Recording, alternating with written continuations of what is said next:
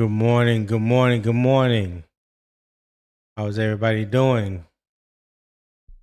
So the Chris Brazzell knee injury does not leave Carolina without receivers.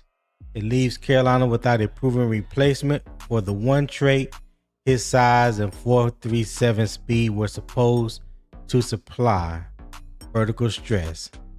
Today we're identifying the three things: who can preserve that vertical element, what Wednesday's offensive success actually proved about Carolina's depth, and when the Panthers should consider help from outside the building.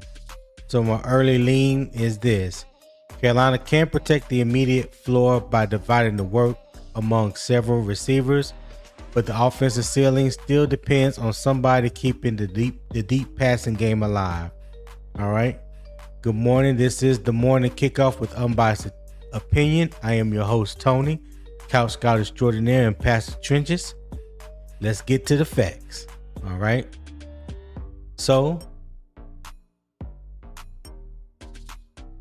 let's start with the injury and availability update, transaction updates. All right. Chris Brazzell II has been confirmed with an injury. He returned yesterday after missing 2 practices with soreness in his left knee during the 7-on-7 period. He went down without contact. He was helped off the field without putting weight on his left foot and was taken inside on a cart. Dave Canales said the Panthers would complete a full evaluation. All right. Multiple reports indicate that Brazzell suffered a partially torn LCL, is seeking a second opinion, and could miss up to 8 weeks. That diagnosis and recovery estimate are reported, not team confirmed. Okay, so we are definitely unknown about his official diagnosis, a roster designation, a treatment plan, a recovery timetable, his ability for the regular season opener. Okay. The immediate football impact is the Panthers can redistribute Brazzell's practice snaps immediately. What they have not proved is whether the current room can keep cornerbacks turning, safeties deep, and the intermediate field open without his height and speed combination. That takes us directly to the first football question. Does Carolina have enough receiver depth to absorb a reported extended absence? Or will the room lose a dimension it cannot reproduce eternally? All right. So before we go any further, hit the like button if you appreciate Facts First Panthers coverage, and subscribe to the channel if you are new to the channel. All right. And even if you haven't subscribed before, do so today. I would greatly appreciate it. Unbiased Opinion Sports Talk is part of Carolina Armchair GM Network. The show and the Patreon links, all my social media links, are available in the YouTube description. So as always, let's shake a little honey from the tree. All right. So as we see here, the injury and transaction updates. We just mentioned Chris Brazzell. Mitchell Evans has been confirmed to have a low ankle sprain. Evans worked with the rehabilitation group Wednesday. Canales said the team was optimistic about getting him back for Friday's Fan Fest. That is encouraging, but it is not a guaranteed return date. Evans is part of an open tight end competition, so every missed practice reduces his evaluation opportunities as a blocker, route runner, and complete offensive player.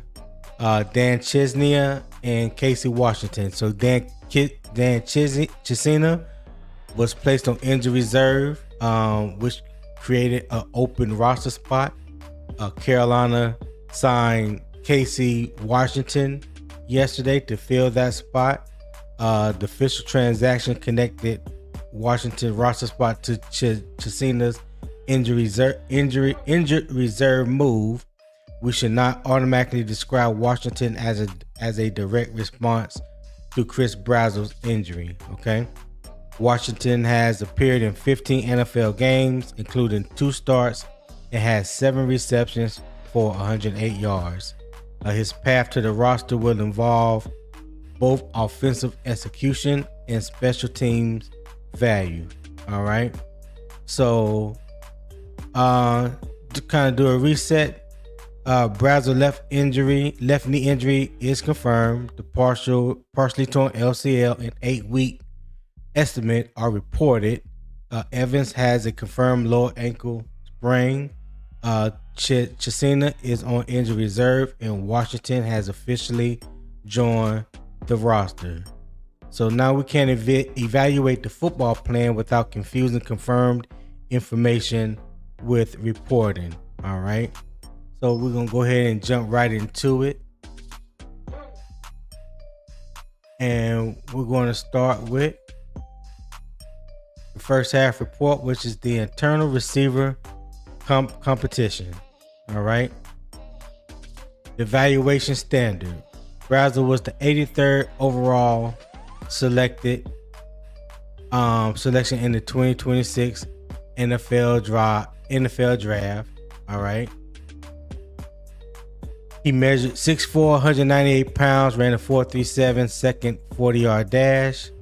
During his final season at Tennessee, he caught 62 passes for 1,017 yards and 9 touchdowns. Canellis highlighted Brazzell's ability to threaten defenses vertically, track the deep ball, use his body control, and create space for the rest of the receiver group. Brazzell was competing for a role. He had not been declared Carolina's permanent third wide receiver. Tetairoa McMillan and Jalen Coker remained the established foundation of the room. The competition behind them includes Xavier Legette, John Metchie III, Jimmy Horn Jr., Jasim Reed, David Moore, Bryson Tremaine, Casey Washington, and the remaining depth options. The valuation cannot stop at counting catches. Watch what happens to the safety depth, cornerback leverage, McMillan's alignment, Bryce Young's willingness to throw deep, third down route timing, red zone personnel, and special teams participation.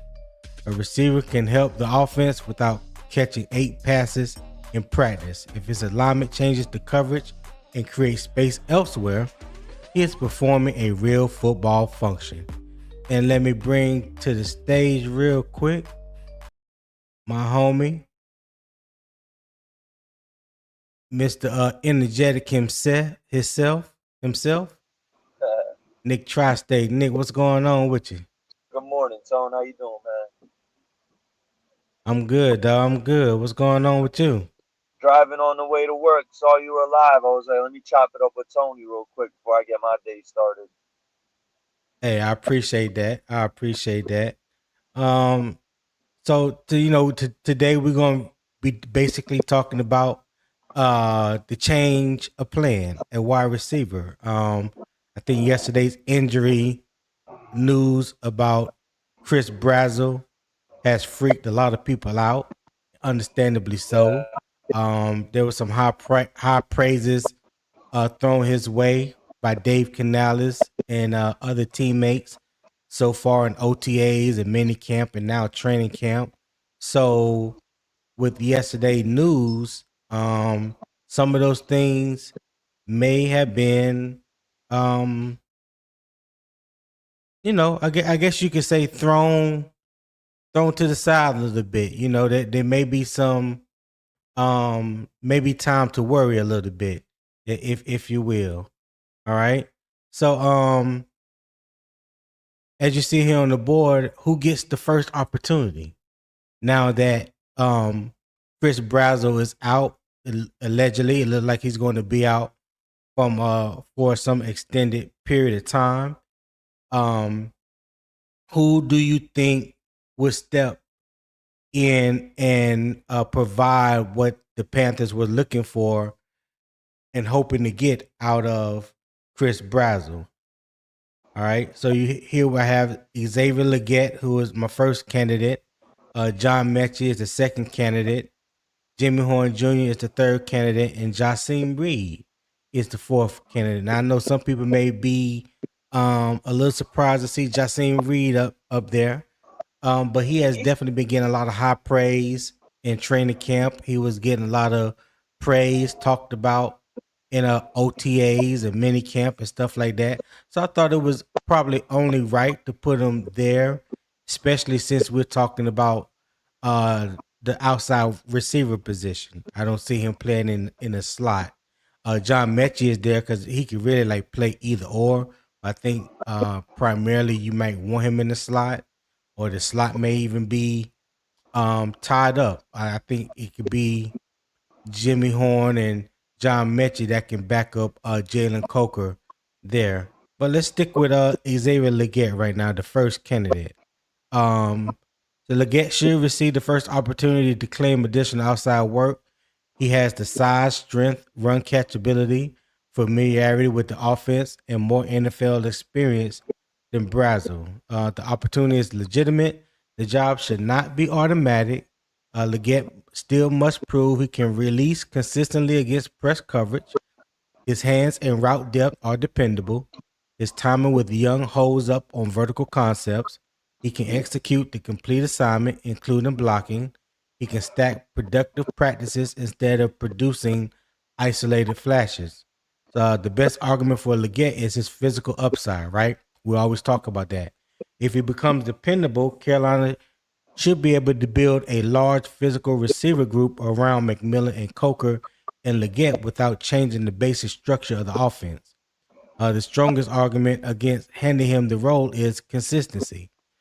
Draft status and physical traits create an opportunity. They do not establish ownership. All right. So, how do you feel about Xavier Legette being the first candidate to take over in Chris Brazzell's absence? Um, I think. Well, first off, it's very unfortunate what happened to Brazzell. I think Tony, you and I could both agree. First off, what was Brazzell even doing practicing yesterday when we already knew he was hurt? That's beyond me. But Mm-hmm. XL definitely is next in line. I think it was his job to lose anyways, regardless. Um, I was Yeah. actually keeping it up with Sheena and Vashti yesterday on Twitter in the space world, and man, they're super high on XL. Tone. They were talking how Sheena was saying how XL lost 12 pounds. He looks quicker, not just fast. Like he looks even quicker now. They got me feeling super optimistic. I think it's XL. Obviously, it's fair to say Braz is probably going to start the season on the pup list. We won't see him till after the bye week, but this is an Right. opportunity for XL or whoever to really take the mantle and take control of their destiny. Like, yo, you know what I mean? Like, if Brazzell got hurt, if XL balls out, it's kind of like, hey, man, this is my job to lose now, and I took it at this point, you know? Yeah. Yeah. But I like, hey, Chuck, Rashad was. Oh, go ahead. Go ahead, Nick. I thought you was say, done. I real quick, I really like Jassim Reed. I think he's very underrated. I think he's a very good receiver, low key. Okay. All right. Rashad, what's going on with you, man? How you doing?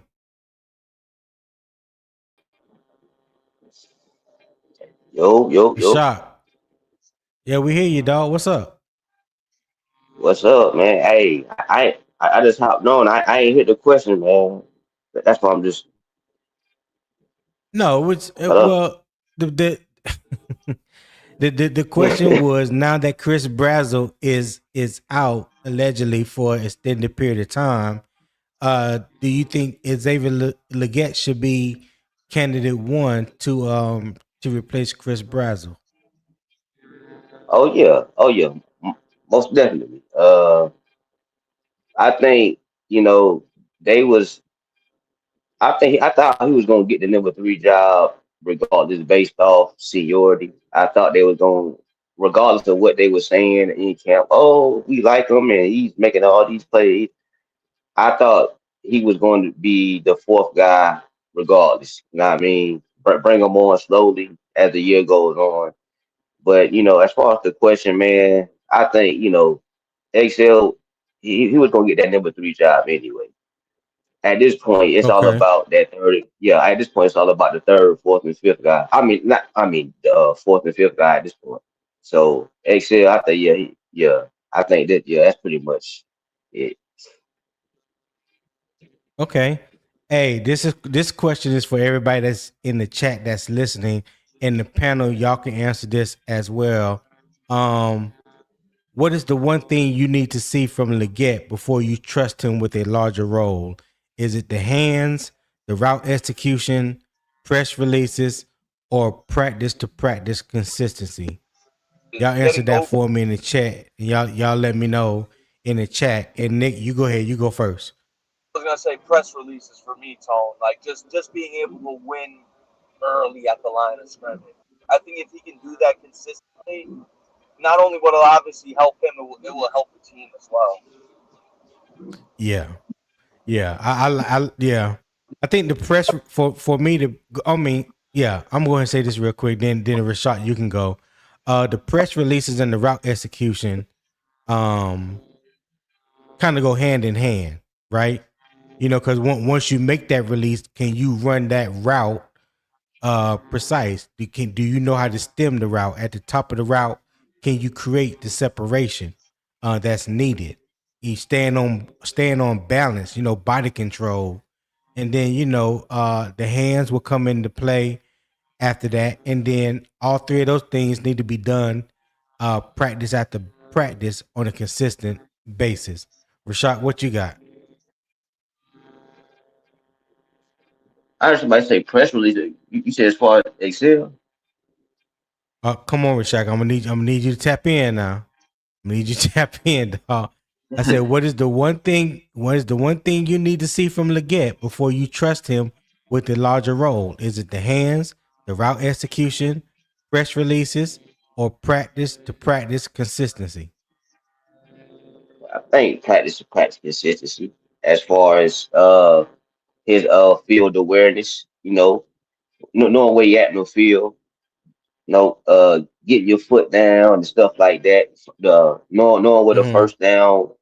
the first down line is, stuff like that. Like stuff he wasn't doing his first 2 years. Field awareness. Right. I Okay. think that's the big All right. for me personally. Yeah, I think that's the biggest thing, that field awareness. Because we've seen so many times, him, not getting past the first down, right, the first down line on the 3rd and 7, or him, needing to get 1 foot down and hit him, instead of dragging it, kind of just, getting that foot out of bounds. But yeah, as far as like, field awareness. Okay. I can agree with that one as well. I mean that to me you can add that to the other four things that's on this list. You know, the hands, route execution, press releases, consistency from practice to practice, and that hopefully carries over into the game. But yeah, field awareness is definitely one. There was a good debate. I ain't gonna say heated debate or argument. I'm gonna say it was a good debate that was brought up about how he needs to be better at that. The argument was about whether he does it more or less. But I think there's obvious times that people have seen in the game where Xavier Legette seems like he is lost when it comes to his field awareness, especially on the sidelines. I've only really noticed it on the sidelines. So yeah, I would definitely add that to the bunch. All right, so let's go on to candidate number 2, John Metchie. Timing, third down dependability. What he brings is route detail, the timing, intermediate separation. All right.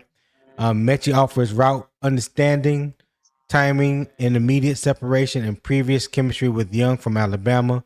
He is not a direct physical substitute for Brazzell. He can still preserve an important part of the offense by becoming a dependable third down and conversion route option. Metchie must show that he can separate with the first offense, execute from more than one alignment, recognize leverage quickly, stay connected to Young's timing, and threaten enough of the field to keep defenders from sitting on intermediate routes. Metchie's best value may come as one part of a broader answer instead of as the complete replacement. So Rashad, let me ask you this: How do you feel about John Metchie and his potential opportunity to step into the shoes of Chris Brazzell? Or let me tell you, I I shouldn't feel say step into the I shouldn't say step into the shoes of Chris Brazzell, but the ability now to firmly make the team. Let me say it. Let me say that. I feel confident. I felt like he was going. I felt like he had a really good chance to make the team before the injury. Uh, I think he has a really good chance to make. Well, I think he's gonna make the team now. I can't say how confident I am, but I just say I feel pretty Right. good he'll make this team. Uh, I I like him in that slot. I like him in that slot to be that that quick twitchy slot guy.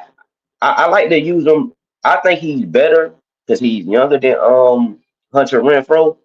But if you remember how they Right. used Hunter Renfro last year, like those first few games that he played, that he was decent. I think they'll use him sort of like that. How they used Renfro last year when Renfro was playing decent until he fell off the cliff.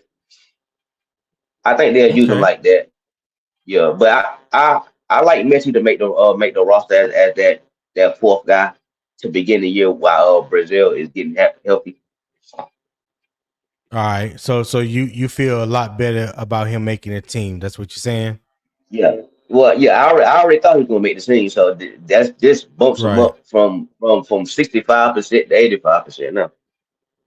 Got you. Got you. Okay. All right. Well, yeah, I didn't put a percentage or a number on it. Me personally, I felt like his relationship with Bryce Young, the fact that Bryce Young wants him there, Yeah, yeah. speaks volume. It's just like the same thing with David Moore. You know, a lot of people want to hmm count David Moore out because he's the older gentleman in the wide receiver room, and some of the conversation is make room for the younger players so they can develop and this and that. But the wide receiver room as a whole, outside of one maybe two players, you can make an argument for and say that they need the development as a whole. So I think having that older that veteran established player in the locker room helps the wide receiver room as a whole. And also he knows the offense. He is like a security blanket for Dave Canales and Brad Isaac because he was with them boys in Seattle. Uh, they drafted him out of Eastern Oklahoma. I think that's where he went to school at. Pretty much Dave has helped develop him. So I think that trust and relationship that they have, I don't think it's going to be as easy to move on from David Moore as some people may suggest or think. So I think Yeah. personally, David Moore, I think he will be, I think he will be safe.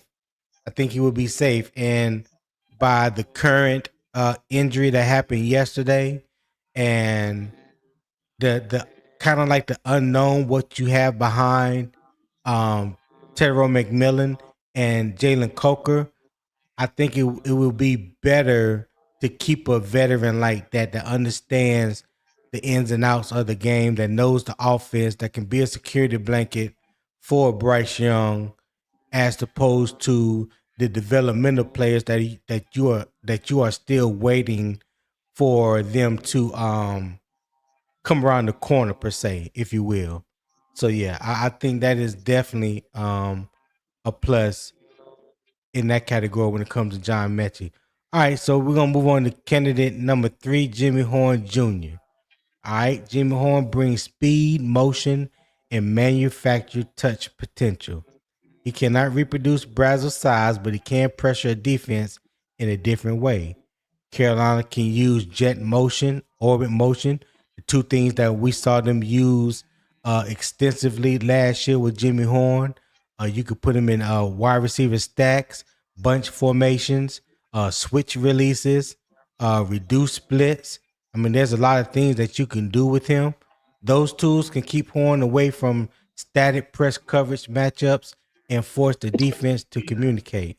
His path requires clean releases, downfield tracking, ball security, special teams value, and continued timing with Bryce Young. So Horn can become the movement player who makes the offense harder to identify before the snap. So when you think about Jimmy Horn, who is candidate 3 that's on the screen right now, the things that I mentioned that he brings, the speed, the motion, the manufactured touches. Um, how do you feel about Jimmy Horn? One, possibility of making the team, and two, what do you see his role possibly being? Uh, I had him on a roster bubble before the injury. He's That roster bubble has gotten a little bit better for him. It's made his possibility of making a roster a little bit better. Right. As far as his role, I don't think he's pretty. I don't think he has much of a role this year. If we looking at who we have now, I think at most you probably talk about a few screens here and there, a few jet sweeps here and there. Maybe there's maybe a few special team. I don't even think he plays special teams, to be real with you. I mean, uh, I mean, I, I can see him being, on the roster based off him being a draft pick, but I don't really see him having much of a role right now. I don't see where a significant He's role. like the enigma on the team right now. Yeah, It's like kind of difficult to understand his role or where exactly he may fit in. Um, yeah. I know they say that he has put on some weight. Looks like he has gotten a little bigger. I mean if that's the case, hey, I commend him on that. Um, I think his true value may come on special teams if he can, make a role for himself or create a role for himself. I know that yesterday, if I'm not mistaken, Jonathan Brooks was returning kicks. I think Oh hell no. Dave What Canales, the hell? Dave Canales That pretty shit was much crazy. has shut that down. He was like, yeah, Jonathan Brooks basically gonna have to beg him, like really beg him to get back there. So I think maybe his days as a kick returner has come and gone on one day. So, but you still have Trevor Achan that's going to be back. His special team value. I wonder if Jimmy Horn can I wonder if Jimmy Horn can carve a space for himself in the return game. And I want to see him. I want to see him continue to grow as a wide receiver. I would love to see him get the opportunity to showcase, what he can do. But clearly, if you're not, if whatever he's doing in practice hasn't translated to the game. You know what I'm saying? Like we've seen little brief flashes of things that Jimmy can do once he get the ball in his hand, but it's not been enough. Nowhere near enough. And the same thing we was talking about XL and his field awareness, especially on the sidelines. Same can be saying the same can be said about Jimmy Horn Jr. I mean, there was one or two plays where I seen where it's like he didn't even know exactly where he was on the sideline and he was running out of bounds and really didn't realize he was running out of bounds. To me, that makes Yeah, no I sense. know exactly what play he's talking about. Like he was still Yeah, running like he was in bounds, but the whole time he was still out of bounds. He made that catch on the right, sideline. Yeah, I know right, exactly what play he's yeah. talking about. Yeah, Yeah. So, again, for him, field awareness, especially on the sidelines, knowing where you're at. Um, if you watch and pay attention to Jimmy Horn and his stride, he still has a track man's stride. So I don't know if that's something that's ever going to change with him, but he's a long strider even for a short player, a player of his stature. But yeah, I want to see how this preseason plays out. he's one receiver that I believe that's going to get an opportunity in the Hall of Fame game. In the other three preseason games, he's definitely going to get an opportunity to show what he has, where his value might be, that those things. So that's how I feel about Jimmy Horn. Anything else on Jimmy Horn you got before we move to the next It's player? it's a big training Okay. camp for him. It got a bit easier for him since Brazil went out, but it's still big for him. He still gotta put up. Cause I ain't heard nobody say his name all training camp. I ain't heard Dave Canales. I ain't heard nobody say Horn nothing. So he gotta put in that work. Right. Right. Okay, That's so it. candidate four is Jasim Reed. Reed has generated positive camp observations. His next test is complete dependability. So what that means is executing correctly with the first offense, maintaining route precision, blocking when the ball goes elsewhere, learning multiple positions, and contributing on special teams. A receiver fighting for game day position has to create value even when the play is not designed for him. And that same thing can be said about Jimmy Horn, to be honest. So when you hear Jasim Reed's name, what comes to mind? How do you feel about Jasim Reed and his opportunity or his chances to make this team? To be honest with you, I don't really feel much of nothing. I mean, yeah, I just view him as a camp body. I just view him as a camp body. I mean, I've heard his name. I've seen him on a few clips as far as like when guys post practices, but I don't. I Right. if you want to talk about practice squad, I think he can make the practice squad now. If he comes out in the preseason and he shows some really great special teams, like if he can like be a return or something like that, and he shows potential Yeah. there, it might be something there. But as of right now, I think he just a camp body. Just keep other guys fresh, something like that. Be Well, I real know with you. he was on the practice squad last year, and and that's Oh the yeah, one yeah. that's one thing that you want to see, guys that's on the practice squad. You want to see them continue to develop. Continue to develop their game, get better at their craft. And I didn't really see him or pay attention to him last preseason or training camp, but he definitely has caught my attention this year. So maybe that is a testament to the work that he has put in from last year to this year. I've seen him in some highlights that the beat reporters have put out thus far in camp. How he's creating separation. On the line of scrimmage, he has very good speed. Creating, running good routes, got good hands. So I like what I'm seeing from him thus far. But he's definitely going to have a higher climb to make this roster than anybody else.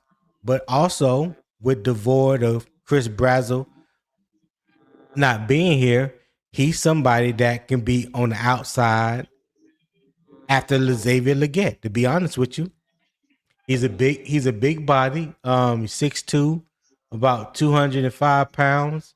I know he went undrafted last year out of San Diego. So and I think he was on the Cleveland Browns um practice squad last year as well, if I'm not mistaken.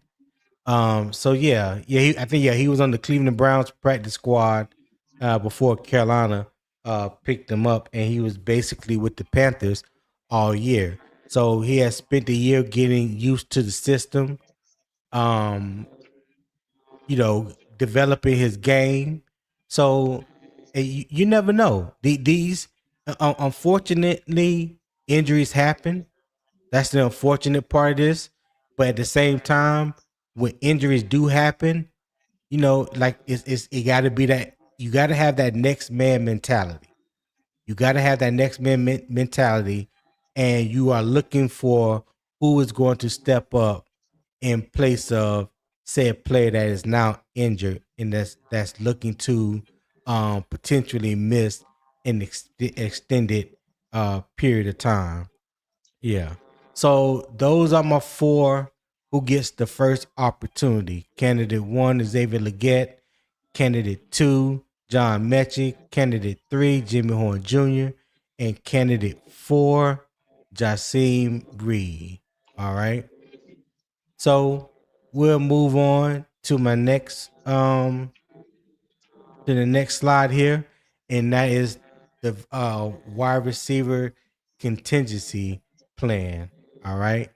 So let me hold on. Maybe I moved too fast. So we'll move to the wide receiver contingency plan. I mean the let me slow down. The veteran in depth options. All right. David Moore brings system knowledge and dependable execution. Bryson Tremaine offers size and special teams value.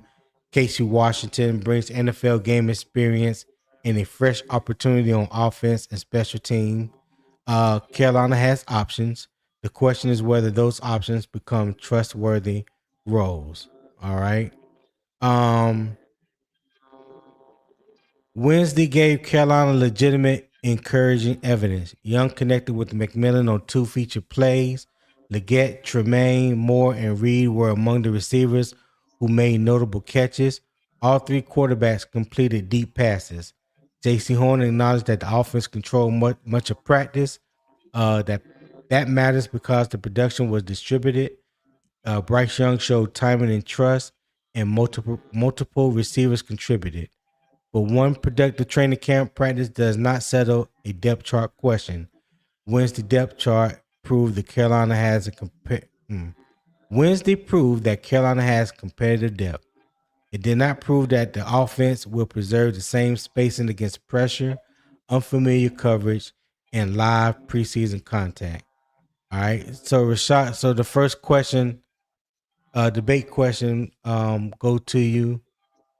Does Carolina have enough receiver depth to absorb Brazzell's reported absence, or was his combination of length and vertical speed too important to replace internally? What say you, my friend? I think they have enough. I mean, with Tech, Cope, Excel, Demo, Metchie, and they're throwing horns.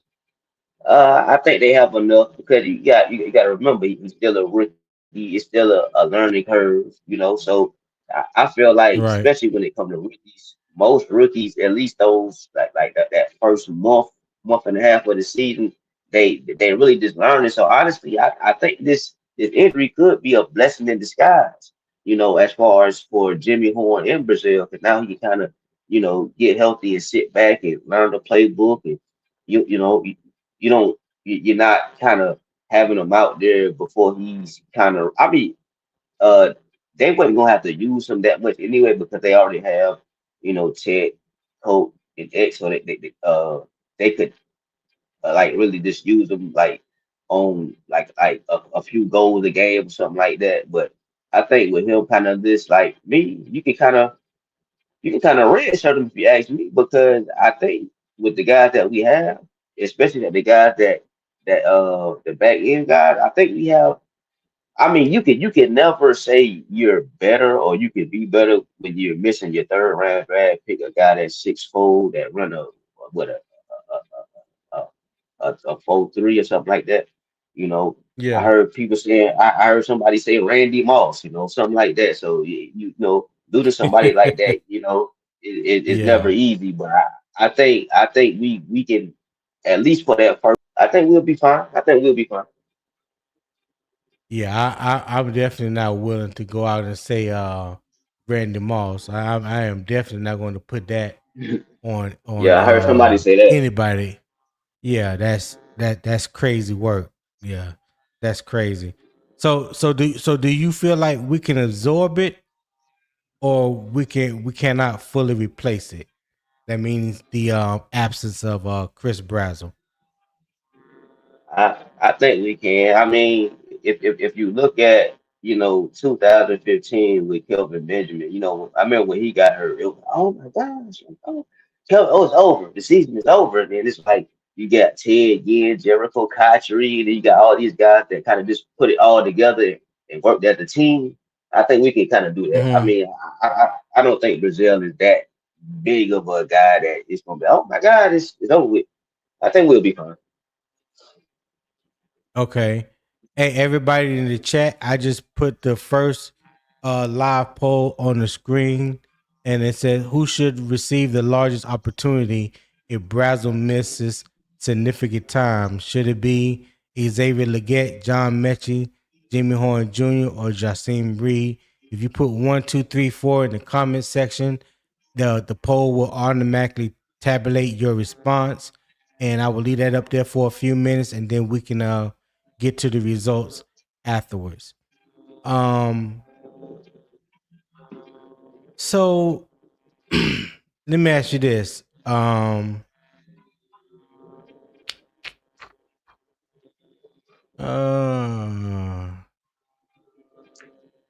let me just give my 2 cents. I do believe Carolina has enough receiver depth to survive the extended absence without abandoning the passing offense. Right now, it does not have a proven one-for-one answer. I don't believe, and I say that because Xavier Legette hasn't provided that level of consistency yet. Um, Legette deserves the first outside opportunity because his physical profile gives him the clearest path to that work. He does not deserve the role automatically. So, start by distributing the responsibilities. Let practice, the preseason snaps, and assignment dependability determine whether one player separates from the group. All right. So that's why I said it's a good thing that we have 4 games this preseason instead of the standard 3. So these unknown variables, these unknown questions will be answered, and let the tape tell you exactly what should happen next. Because a lot of people that have their fan favorites.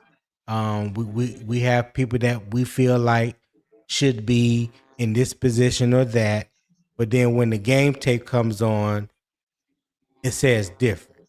You know what I mean? It says different, and it's like some people don't even want to admit that what they're seeing goes against whatever it is that they were thinking. But the film don't lie. I say that again. I say it every day and twice on Sunday. The film don't lie. The eyes and skies don't lie. So you can feel how you want to feel, but it's what you're feeling matching what you see on tape. That's what I tell people. All right. So I'm gonna leave this poll up here for a couple more minutes. You guys, again, make sure that you press 1, 2, 3, or 4 in the comment section, and the poll will automatically tabulate your response. All right, and let's see. And while you cast your vote in the poll, tell me what evidence matters most to you. Is your choice is it based on draft position, physical traits? Is it the current production, or the role that best fits the offense? Yeah, I will be interested in knowing that. Okay, I definitely will be interested in knowing that. All right. And if you are just joining us, judge this competition by more than the catch count. Watch who keeps McMillan movable, who affects safety depth, who wins the down requires precision. I'm sorry, who wins when the down requires precision, and who earns a game day role beyond the offense. That is how promising practice depth becomes functional depth. All right.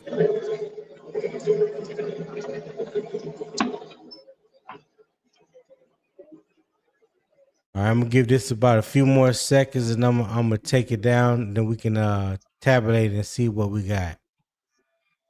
Rashad, what you doing? You washing dishes or something? You hear something? You hear that? You hear it? Yeah, I I ain't heard thought it. you heard it. Nah. Yeah, You hear it now? yeah. Nah, nah, I had the damn thing up. Hold on. Let me go turn that shit off. Hold on. No, you good. You good.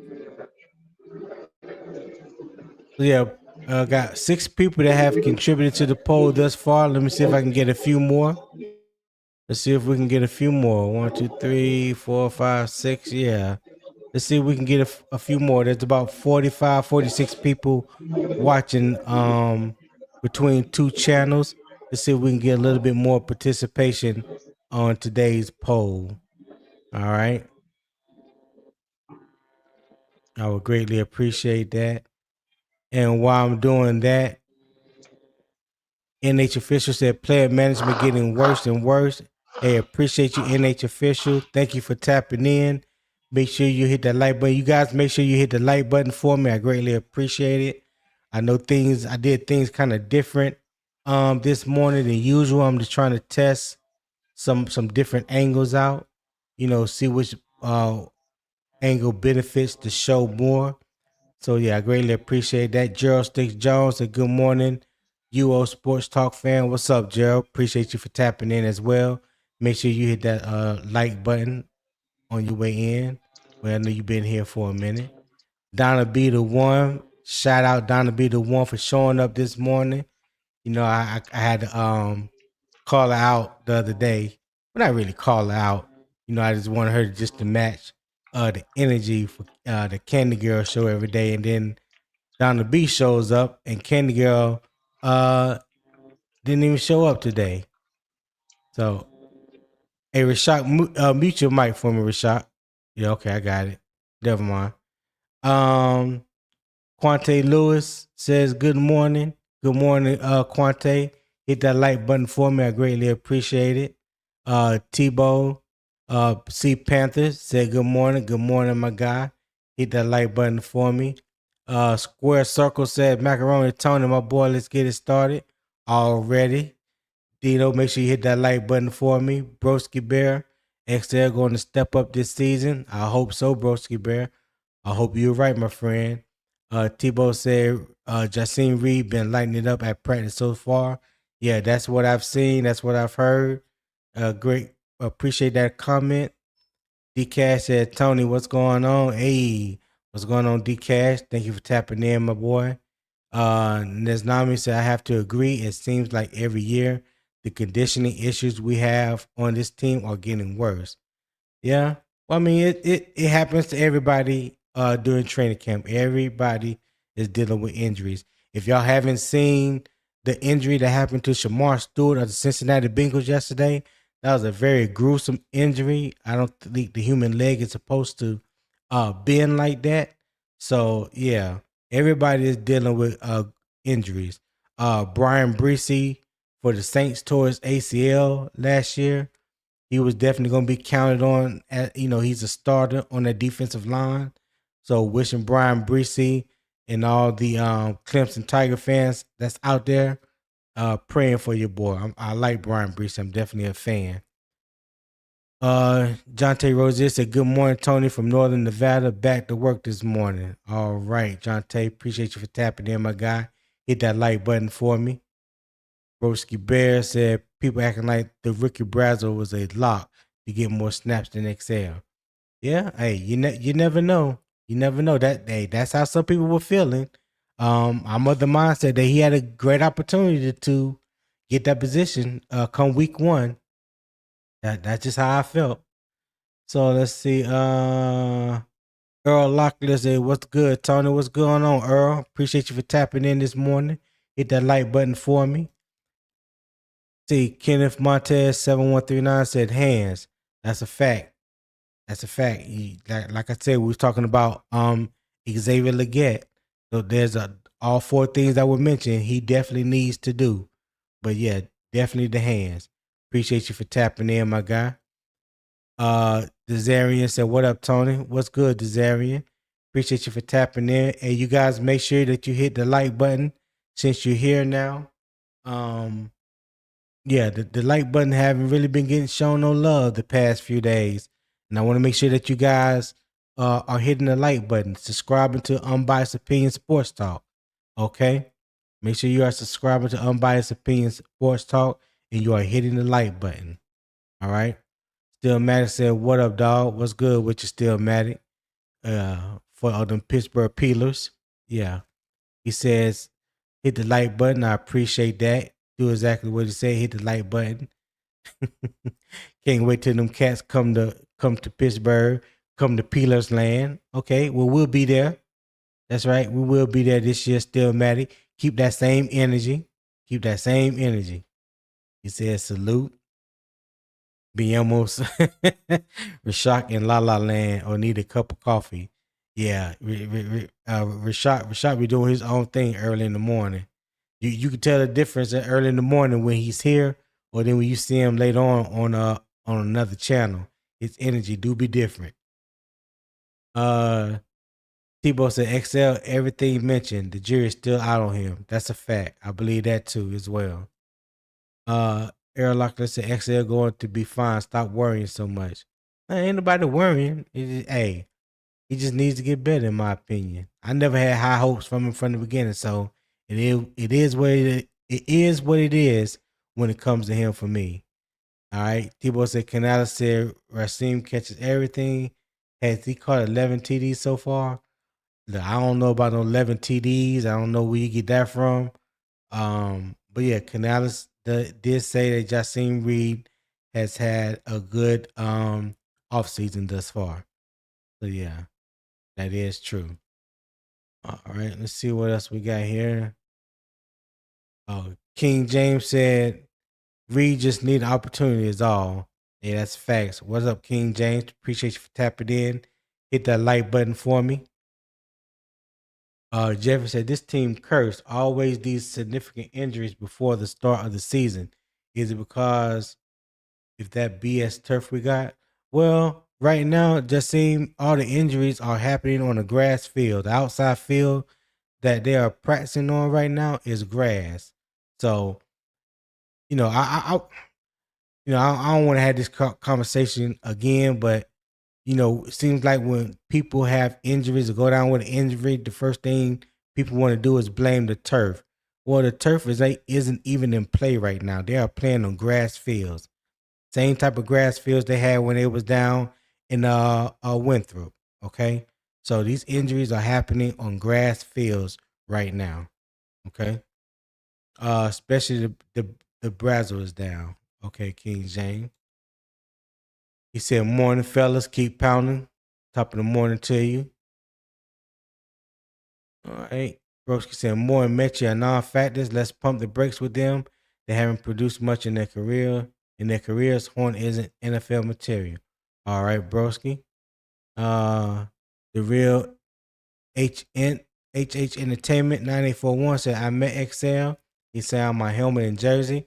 Cool, down to earth dude. I'll never turn on him. Hoping he has a productive year this season."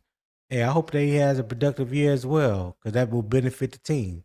So I'm never against that. I'm never going to root for any player to have a bad season or turn out bad, but got to be able to produce and help the team as I see it.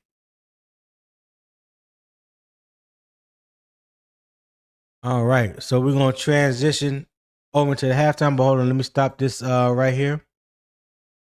So we didn't get any more people on the poll. Who should receive the largest opportunity if Brazzell misses significant time? Overwhelming decision was Xavier Legette at 67% and Jacine Reed at 33%. And I understand that because I think Jacine Reed is more outside than Jimmy Horn and John Metchie. So to me, that would make sense. That would make sense that people feel like Xavier Legette with maybe possibly Jacine Reed backing him up on the outside. I can see that. But they both need to show what they have during this preseason. But I can definitely see that. All right. So moving on to the halftime report, and the opponent spotlight today is the Philadelphia Eagles. All right. That is the halftime um, opponent spotlight. Carolina visits Philadelphia in week 6 on Sunday, October 18th at Lincoln Financial Field. Philadelphia returns Quinyon Mitchell and Cooper DeJean, who both earned first team All Pro recognition for their 2025 performances. So both starting corners for the Eagles were first team All Pros. All right. Mitchell led the Eagles with 17 passes defended. Uh, let's see. Yeah, with 17 passes defended. Philadelphia official preview credited him with allowing a 41.6. Let me move that right there. 41.6 percentage completion rate and no touchdowns and coverage. DeJean recorded 85 tackles and earned his first Pro Bowl selection. Philadelphia also added 6'4" corner Tariq Woolen, who is competing for an outside starting position. I mean, when you talk about those three corners, Cooper DeJean, Quinyon Mitchell, and then you get a Tariq Woolen over from Seattle, like that is arguably the best trio tandem at cornerback in the NFL. I will be hard pressed to even think of who can be number one ahead of those guys when you're talking about corner 1, 2, and 3. That's a hell of a combination. The secondary can combine outside length, inside versatility, press ability, catch point strength, recovery speed, and flexible matchup assignments. The matchup problem against Philadelphia, Carolina must answer: can the receivers defeat press coverage? Let me put this back up on the screen right quick. Um, can the offense force the safeties to respect the deep ball? Can McMillan move throughout the formation? Can stacks and motions create clean releases? Can Coker stay dependable against tight leverage? Can the backs and tight ends punish the attention directed outside? Can Young remain patient without becoming overly conservative? If Philadelphia can crowd the intermediate field without respecting Carolina's vertical game, the throwing windows become smaller. That affects Coker's route space. It affects the tight end. It affects the check down game. It affects Bryce Young's ability to reach the proper answer on time. All right. So, question to you, Rashad. Um, versus Philadelphia first versus Philly secondary. Should Carolina lean more towards the size, catch, point strength, or speed and motion to open the field? Um, I'm gonna say the size and length because that's what they are. That's what we have. You know, what I mean, we don't really have the speed type of guys. So we gonna have to get those. You have those Ted and you know Jalen and those guys use a big body and, and get those what you call that high point the ball. But you know Yeah, I think Bryce Young I think Bryce Young gonna air it out more. I think he gonna I think he gonna air it out more. And I think they gonna use their against Philly. size. Yeah, I think they gonna air it out. I Wow. think they gonna air it out more. I mean, you gotta think about it because they have a good defense anyway. So you gonna have to you gonna have to do something. You gonna have to pass that rock because they have a really good No, defense. They I hear can you. they can stop. Yeah, they can stop the run. You know, they can defend the pass. So and this is his fourth year. So yeah, I mean they gonna have to use those big body receivers. And you know, So you you know, believe because it's we gonna be more of the size and catch point strength. yeah yeah because we don't have the speed guys like that. We don't really have that many speed guys. Hmm. I mean. I mean, Well, I Excel, he mean, ran a go ahead. My yeah. I bad. mean, Excel. I mean, yeah, Excel ran like a 4.4, but like when you look at him play, it don't look like a 4.4. It looks slower than that. So I mean, as far as like straight speed guys, like as far as like you know, we don't have that. So yeah, you're gonna have Mm, to use those big bodies. okay. All right. Well, what about you know using motion to create free releases. You know, because the motion can reveal your Uh, coverage and help create free releases. that's automatic. That's automatic. They do that almost on every play. So that means you know, Yeah. uh, yeah, they gonna do that. So So and I mean, moving Tech McMillan around can create favorable matchups. I think I don't know how much they did it last year because I know they were saying that they was gonna put them more in slot this year, but the injury kind of messed all that up. So I don't know if they're gonna resort back to more him being uh mostly the X, or if I know they still gonna move him around some, but they may scale it back some. So you know, Hmm. we'll see what Brad Isaac do because it's his first year, so we don't even know how he gonna call plays at this point until we get some preseason action. Okay. Yeah. Hey, I just dropped another poll for you guys in the chat. Um, this one should be relatively easy. What should Carolina emphasize most against Philadelphia secondary? Size and catch point strength, or speed and formation movement? You can put one or two in the chat, and the poll will automatically tabulate your response. Now, the last poll only got 6 people to respond. I'm hoping to get more people to respond this time. So participate. If you're watching and you're able, participate. I know you got the screen open because it says 46 of you are watching. So all you gotta do is press one or two in the chat. It is not that hard. Put down the latte and the muffin for 2 seconds and press one or two. All right, I would greatly appreciate it. All right, I would greatly appreciate it.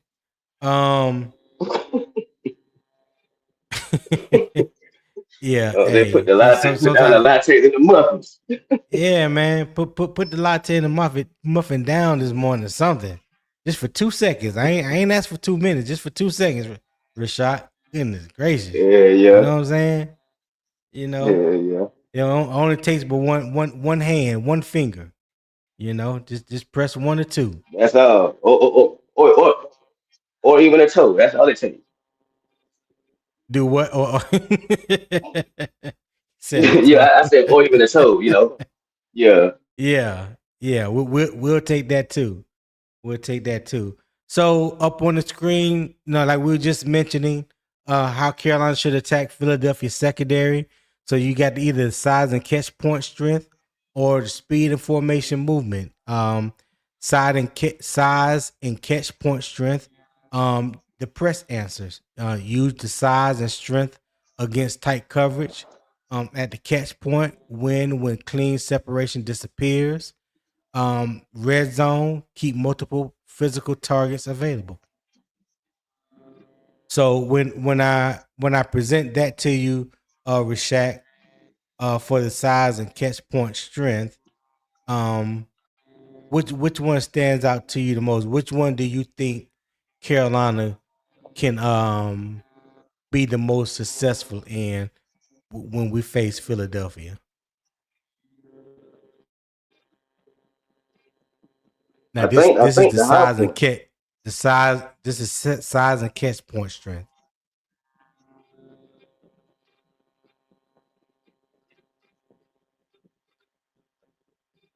You said, Go ahead, Rashad. I said, yeah, I said that's what they need to do versus them because that's our strength. I don't think you go against your strength. Regardless of what they strengths are, you you always got to go with your strength on your team. So I think with the Right. receivers that we have, we have to use them to what they're good at, and that's what I think we should do. Right. But the question was, of the three things that's in the size and catch point strength category, which Mm, thing do you think Carolina will be able to do the most? What do you think they will be able to hang their hat on? as far as like the strength, on the strength part, like the strength. Um, is that what you asked me? As So far you as got, like what are you looking at the screen? Are you looking at the screen or no? I can't see it. I ain't gonna. I Oh, can't see okay. it. Well, what? Tell me I see that. it. I can Yeah. you confusing me. You're throwing me off. So you got press answers, the catch point, or the red zone. So press answers, use their size and strength against tight coverage. That's one.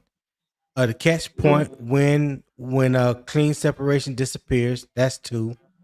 And red zone, keep multiple physical targets available. That's three.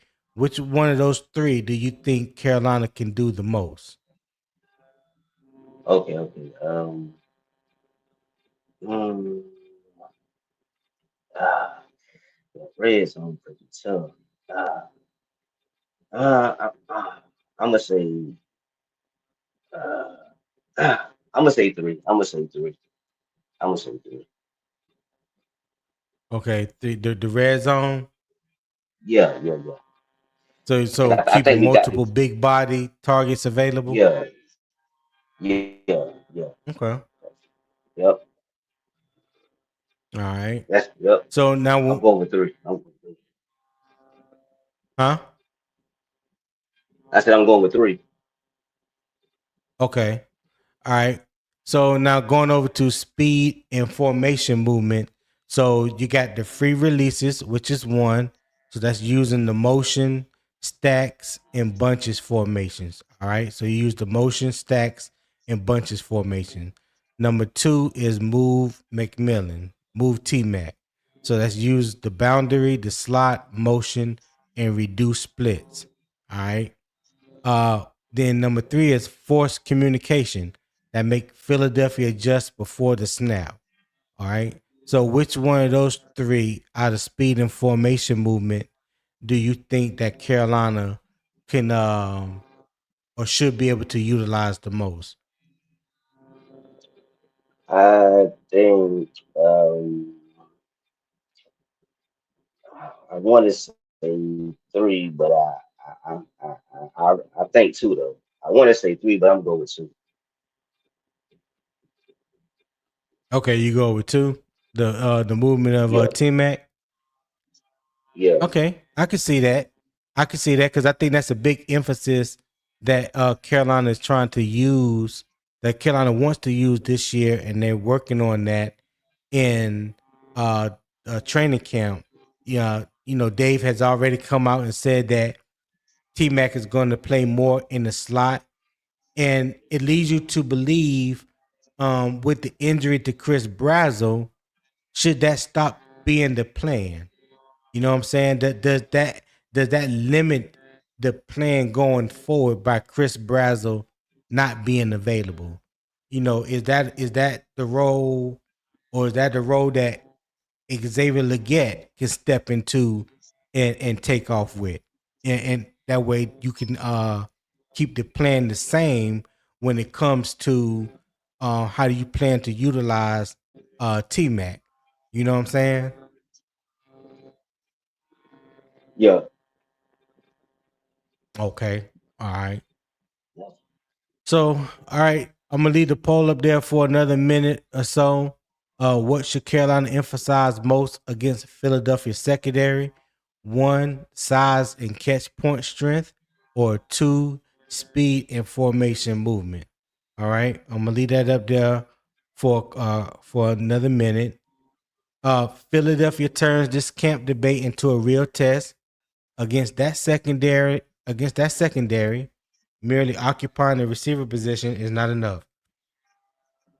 Carolina needs spacing, movement, timing, and press coverage answers. All right. And while I'm waiting for more people to answer the poll, right now, how many do we have that have responded for this poll? So we have 8. Let me get 2 or 3 more people to respond to this poll, and then we'll be able to call it. If you have thought about becoming a Patreon member, do so. The deeper follow up is the receiver role evaluation, which alignments, releases, and coverage reactions will show us that Carolina still has a functional vertical threat. That is where the film has to match the camp talk. All right. If you are loving the show, you're enjoying the vibe this morning, the good content, conversation, debate, show love to the channel. I greatly appreciate it. The QR codes at the top right, you can scan that, give a donation through PayPal. There's also a pinned link in the YouTube comments at the top to the welcome to the morning kickoff. The PayPal link is also in there. Donate, get whatever your heart desires. Again, I tried something different this morning to get right to the action without prolonging for a long period of time. So I wanted to see how that worked out. You guys let me know in the chat how, what you thought about that. If you have been here since the beginning, give me your opinions on that. That would definitely be greatly appreciated. All right. So, and if you are watching through Carolina Armchair GMCJ channel, you can also leave a super chat. That would be greatly appreciated. All right, showing love for the channel, I would greatly appreciate it. There's a lot of work goes into producing this content 5 days a week, and yeah, I would appreciate if you guys would help to support the channel and help me continue to do what needs to be done to bring you guys great information and great content each and every morning. I am here Monday through Friday, 5 days a week at 7 a.m. Eastern time. All right. So let me go back and let me check the poll real quick. All right, hasn't really changed, but I'm gonna go ahead and stop it. All right, so 63% of the people that have voted said speed and formation movement. All right, size and catch point strength came in at 38%. All right, so the people have spoken when it comes to that. I've already kind of give my lean on that. So is there anything else that you wanted to mention or bring about, Rashad, before we move forward? Nah. No? All right. So Philadelphia shows us what Carolina eventually has to defeat. Now we have to decide how the Panthers should organize the answer. One primary replacement, a role-based committee, or an outside addition if the eternal plan fails. All right. So let me see. I think that was my wrong one. Back here, the contingency plan. All right, let me move this so it can be seen. All right. Responsibility 1 is the vertical stress. Number 2 is McMillan's formation flexibility. Number 3 is a third down dependability. Number 4 is red zone physicality. And number 5 is game day and special teams value. All right. So let's just start with responsibility 1, the vertical stress. The primary internal candidates are Legette, Horn, and Metchie. Carolina needs somebody who makes a corner defend the complete route tree. That player does not have to catch a deep ball every practice. He must demonstrate enough releasability, speed, tracking, and timing to influence the coverage. So some of the things to monitor with that is the deep boundary repetitions, Bryce Young willingness to throw with anticipation, the safety depth, press releases, performance against Carolina's starting defensive backs, and whether the downfield concepts remain in the practice plan. If the deep routes begin disappearing, the internal plan is not working. So, Rashad, how do you feel about Carolina being able to um stretch the field, to stretch the field vertically? How do you feel about them putting vertical stress on their opponents, even though Brazzell will be out?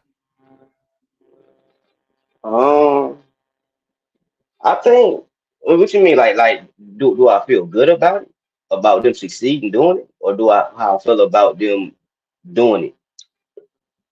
How do you feel Just about them period. being able to do it? How do you feel about them being able to do it? Uh, I feel decent about it. You know what I'm saying? You know, you- I, I mean, I feel like they can do it. I mean, it's kind of hard to say, man. 'Cause I mean, because they have those big body guys who real good at those like those really short intermediate passes. But then I like they're gonna have to go deep. I think they can go deep. I mean, they don't necessarily have like the real speed guys to go deep, but I think they can do it with really good success because they did it last year on limited attempts. You know what I'm saying? Right. Philly, but against Philly, I mean, uh, it's kind of hard to say right now, but I'm gonna just say I believe I believe they had the opportunities. I believe Tico, hit the they had panel. the opportunities, but it's Okay. really kind of All hard to say. right. I believe they have the opportunities though. I like Jalen Coker, those guys. I mean, those guys did it last year at times, but if you look at the prototypical stretch guys, we don't really have them. Yeah. Not someone that can do it or has done it consistently. Yeah, And let me say this too about the vertical stress, because the two guys that were able to do it, let me say this: the vertical stress isn't always based on speed. It's not, yep, because before right, you right, can get to the speed, you got to release first. You got to know how to release from the line of scrimmage. You got to know how to release from press man coverage. All right. Then you gotta know how to stack your defender. Then gotta know how to create separation once you have stacked the defender. Once you got the defender in your hip pocket, can you create right, separation? So people always tend, a lot of people, I ain't gonna say all people, but a lot of people always tend to want to put speed in that category when you think of a vertical threat, and that's not necessarily the case.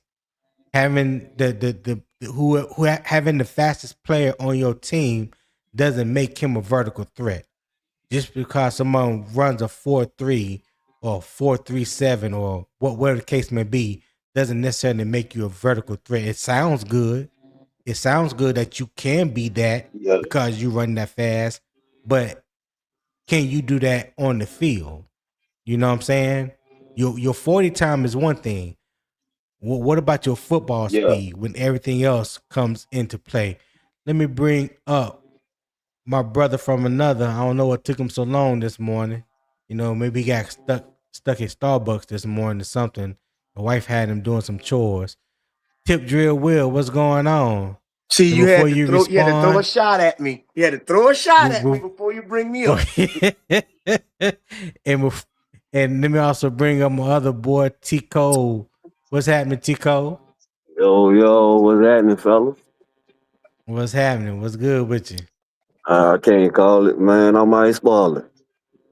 Hey, you know what it is. Trying to get a little butter from the duck this morning. That's Oh all. man, early with it. Early with it. Yeah, early with it. Yeah, Will would have been up here hour and 22 minutes in. I don't know. I don't listen. I sent him the link and everything, beforehand. You know what I'm saying? So Oh, some people just don't check their WhatsApp messages, Tico. You see how they do? yeah. I Try to mean, give people preferential treatment and they just turn it back on you. Boy, Yeah, god damn. God. You wake up late and get to the gym late one time. But you just like an old platoon sergeant, just like an old platoon. I was on time for 3 years straight. I show up 10 minutes late one time. I had a flat tire, Sarge. Oh, your ass staying after work today, soldier. Yes, sir. Come holler at me. You got CQ duty tonight, sir. Don't even worry about it. 200 push-ups on the concrete. Yeah. Front lean and rest till I get tired. I know, Yes, right? sir. Don't even push up. Just stay in the position. Yeah, just stay in the position. Yeah. Hey, I'm sorry What? about that, but I hadn't even been I don't even know like where we at in the show, so please forgive me. I don't want to break up the groove. I know you was talking, but Nah, you good. You good. We in the second half, and we're talking about Carolina's 5-part wide receiver contingency plan. Now that Chris Brazzell is out. Nothing has been confirmed, but it has been reported that he has a slight tear in his LCL. Joe Person, Reuters, they both have reported that and said that it looks like he's going to miss up to 8 weeks. So, like I said, the Panthers Hey, haven't officially Sean. came out. Yes, sir. Hey, Sean. I'm gonna chat back in with y'all boys. You hear me? Okay. All right, man. All right, Will, All right, T. Shaq. All right. All all right. right, fellas. Yeah. But the Panthers haven't confirmed yet exactly what the prognosis is and how much time that he is looking to miss. So basically one of the things that I was saying was with Chris Brazzell being out, because with him the Panthers were already assuming uh to move Ted McMillan to the inside, creating more flexibility for him, and having Brazzell on the outside as that vertical threat. So now that Brazzell is out, does the plan change since you quote unquote no longer have that vertical threat on the outside? And I say that because when I say that, people want to first mention Xavier Legette. Well, he hasn't done it consistently. He hasn't shown that he can be that vertical threat on the outside. So do you believe that changes the plan offensively? And if it does, that limits a lot of what maybe Brad Isaac could potentially call in the game? Or do you think we have enough talent in the wide receiver room or for somebody to step up and replace the talent that Chris Brazzell was going to bring? I know I said a mouthful, but I was trying to cover all the bases. Yeah, I'm caught up now. So first, I feel so bad for the young bull, man. You just got your new job. You're coming into the league, and you're injured. You know what I mean? I feel bad for him, and I'm pretty sure he'll get healthy and he'll learn how to, he'll learn what his body needs over the recovery period, man. So feel bad about that. But as for the question, Yeah. I don't know if it changes it as much as we think it does.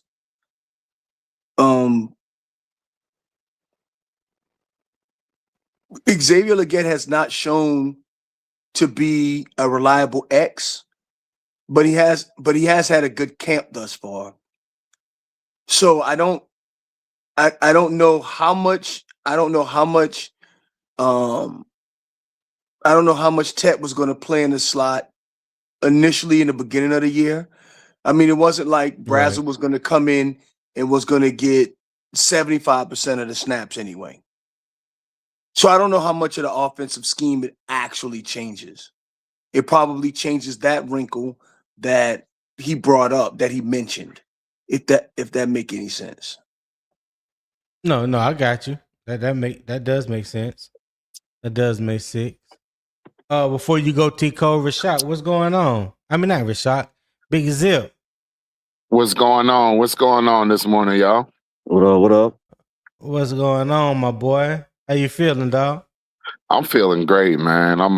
It's my last day of work, and I'm gonna get on the road in the morning so I can be in Charlotte for Fan Fest, man. I'm excited, man. Yeah, pop out. Yeah, pop out, man. I'm popping out, dog. I'm popping out, dog. And then I'm gonna turn around and be back out there week 1. So you know what I'm saying? I'm excited about that too. But I heard your question, man. I heard your question, man, and God damn, Tony, you always got some good questions, brother. Always got some good questions. Well, I appreciate that, man. I appreciate that. I'm ready to answer it though, whenever you're ready. Well, I'm gonna let Tico go first because he was next, and then you can go right to Tico. How about that? Heard that. Go on, get in there, right. Tico. Tico, what you got for me?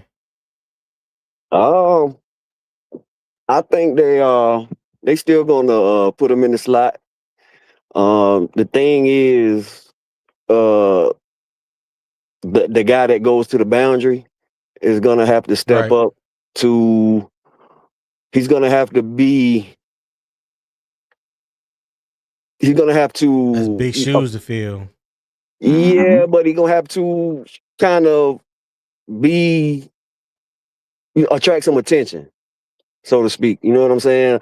Like the reason for Brazzell because he was so big and he's so fast, and on that single side with his contested catches, acrobatic catches, stand on his feet, stuff like that. So that was the reason behind that. It may open it up even more. Now, if you go back and look at it, Tet ran quite a few amount in the slot last year, but with the people that we had out there, it wouldn't be the same with Brazzell out there, if that makes sense. So they'll still do it, but it wouldn't have the same effect. It wouldn't have the same effect with Brazzell out there. So whoever I don't know if they're gonna put X out there. They may put X out there a few times at the X, because of how he's been playing in camp or whatever. And we know T-Mac. I mean, not T-Mac. We know Coker can do his thing at the X, but it just takes away that speed element in the boundary. Because when you talk about take the top off the defense, a lot of the time that's come from maybe the slot, the number 2 or the number 3, how they use Jimmy. They run those deep cross or those deep posts and then run those digs underneath because of his acceleration is so fast. So I think that's what you meant by how they could use XL, but they don't use XL in that for that purpose. They always use Jimmy. And it may be because of his acceleration and his game speed, like you said. It seems like it takes XL a little while to get rolling. And so I think that they'll still do it. The success of it is going to depend on how that third guy, which is XL, how he steps up and kind of become garner more attention. Okay, Zip, what you got, Zip? So, and Tico make a good point. I think that Brazzell going out doesn't affect things as much as we think, because I don't think they've got I don't think they've had a full opportunity to work him into this offense just yet. I think that XL will get that burn there in terms of that burner. You know, we will try to use him in that way this year. And I think furthermore, we have a lot of different combinations, you know, a lot of different ways we can deploy this wide receiver room because, you know, you did bring in a John Metchie and you know what I'm saying? You still got Jimmy Horn in there as well. So Yeah, I you can forgot to mention Metchie too. Metchie can roll. Metchie can go too. I mean, I know we ain't seen him run a 40 in a while, but shit, he ran 4.3 coming out too, I think. And that'll also kill in the slot. So I think that it kind of sets back you know, Brad Ezek a little bit in terms of how he wanted to deploy the receiver room, but at the same time, it kind of, if you ask me, it kind of makes it a little easier for him because from Brad Ezek's standpoint, you don't know 100% what Brazzell was going to give you his rookie season anyway. You know what I'm saying? He could have came out there and struggled a little bit. You know what I'm saying? So I think that we will get to see our main guys get used a lot more. You know, we'll be a little more efficient with our main guys to start the season. I like it actually. You know, it sounds crazy, but I like it. Nah, I see what you're saying. Like for instance, XL. You know, you could use XL. They already talked about using Tet more in the slot. So you could have a situation where you could have Tet in the slot, you have XL at the X and put Coker at the Z. You know what I'm saying? And go from there. And from you can honestly switch that around too. You can fuck around and throw Coker at the X for a little bit. You know what I'm saying? Maybe put XL in the slot and Tet at the Z. And obviously Tet can run X all day. You know what I'm saying?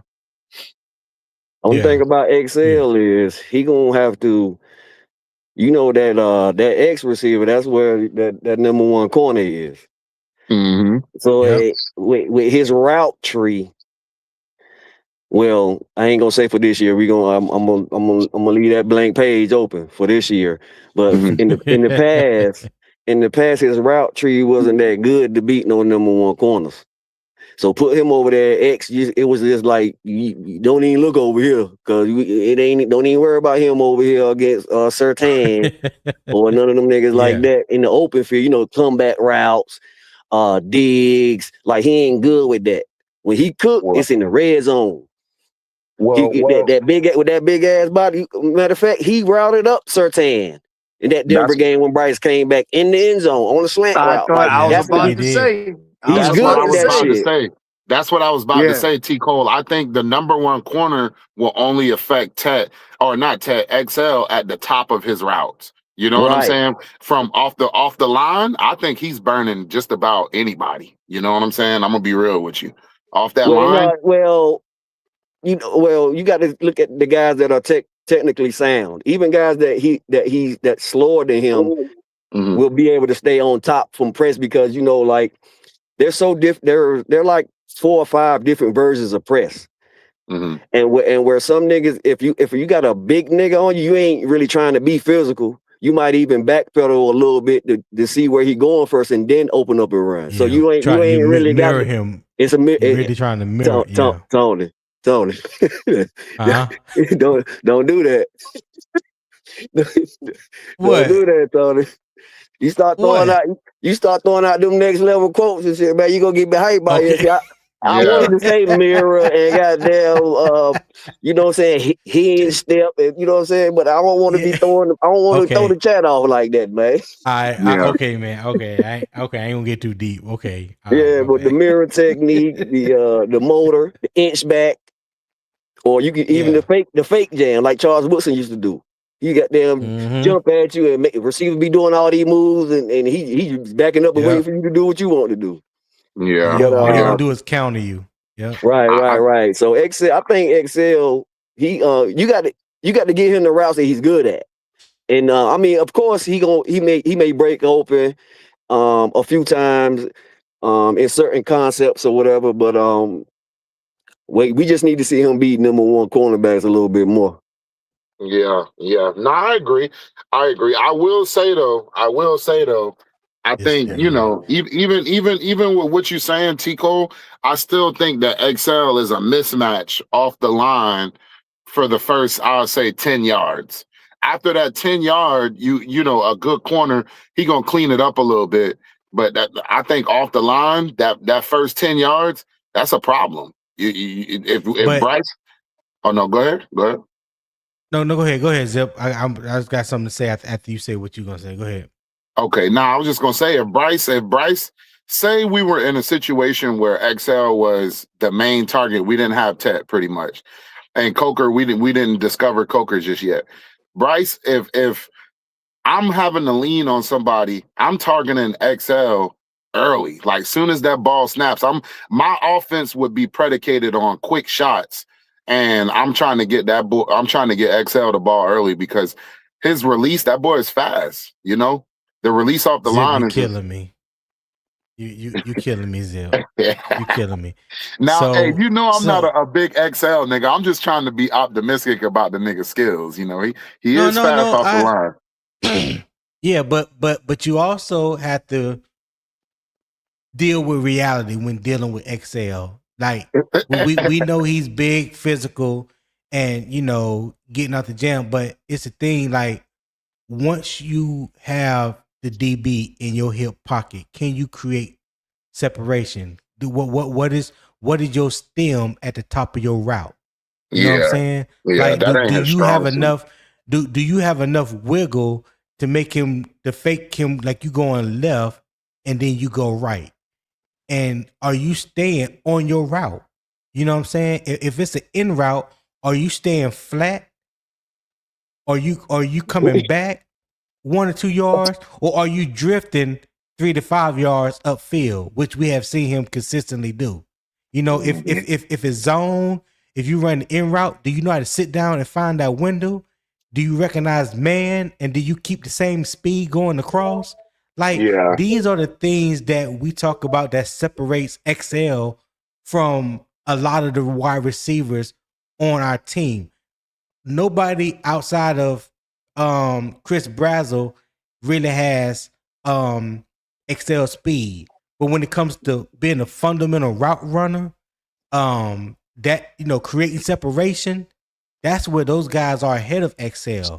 Now the hope is that he catches up to that and displays something this off season in the preseason that makes you say, okay, he can actually match the separation with the speed. He can actually, you know, have quiet feet at the top of his route where he's trying to make a comeback or out route. You know what I'm saying? Or you know, or hitch or something like anything. Like I think nobody right now is scared of his route running ability.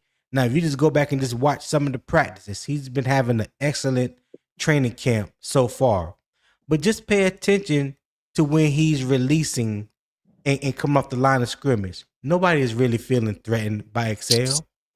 Nobody is really feeling threatened by him. So you know you have to pay attention to all that especially when you want to factor him in at the X position going against a number one corner. That's great what he did against Patrick Surtain. Hats off to him. I didn't think he would be able to do it. He scored. But can you do it consistently?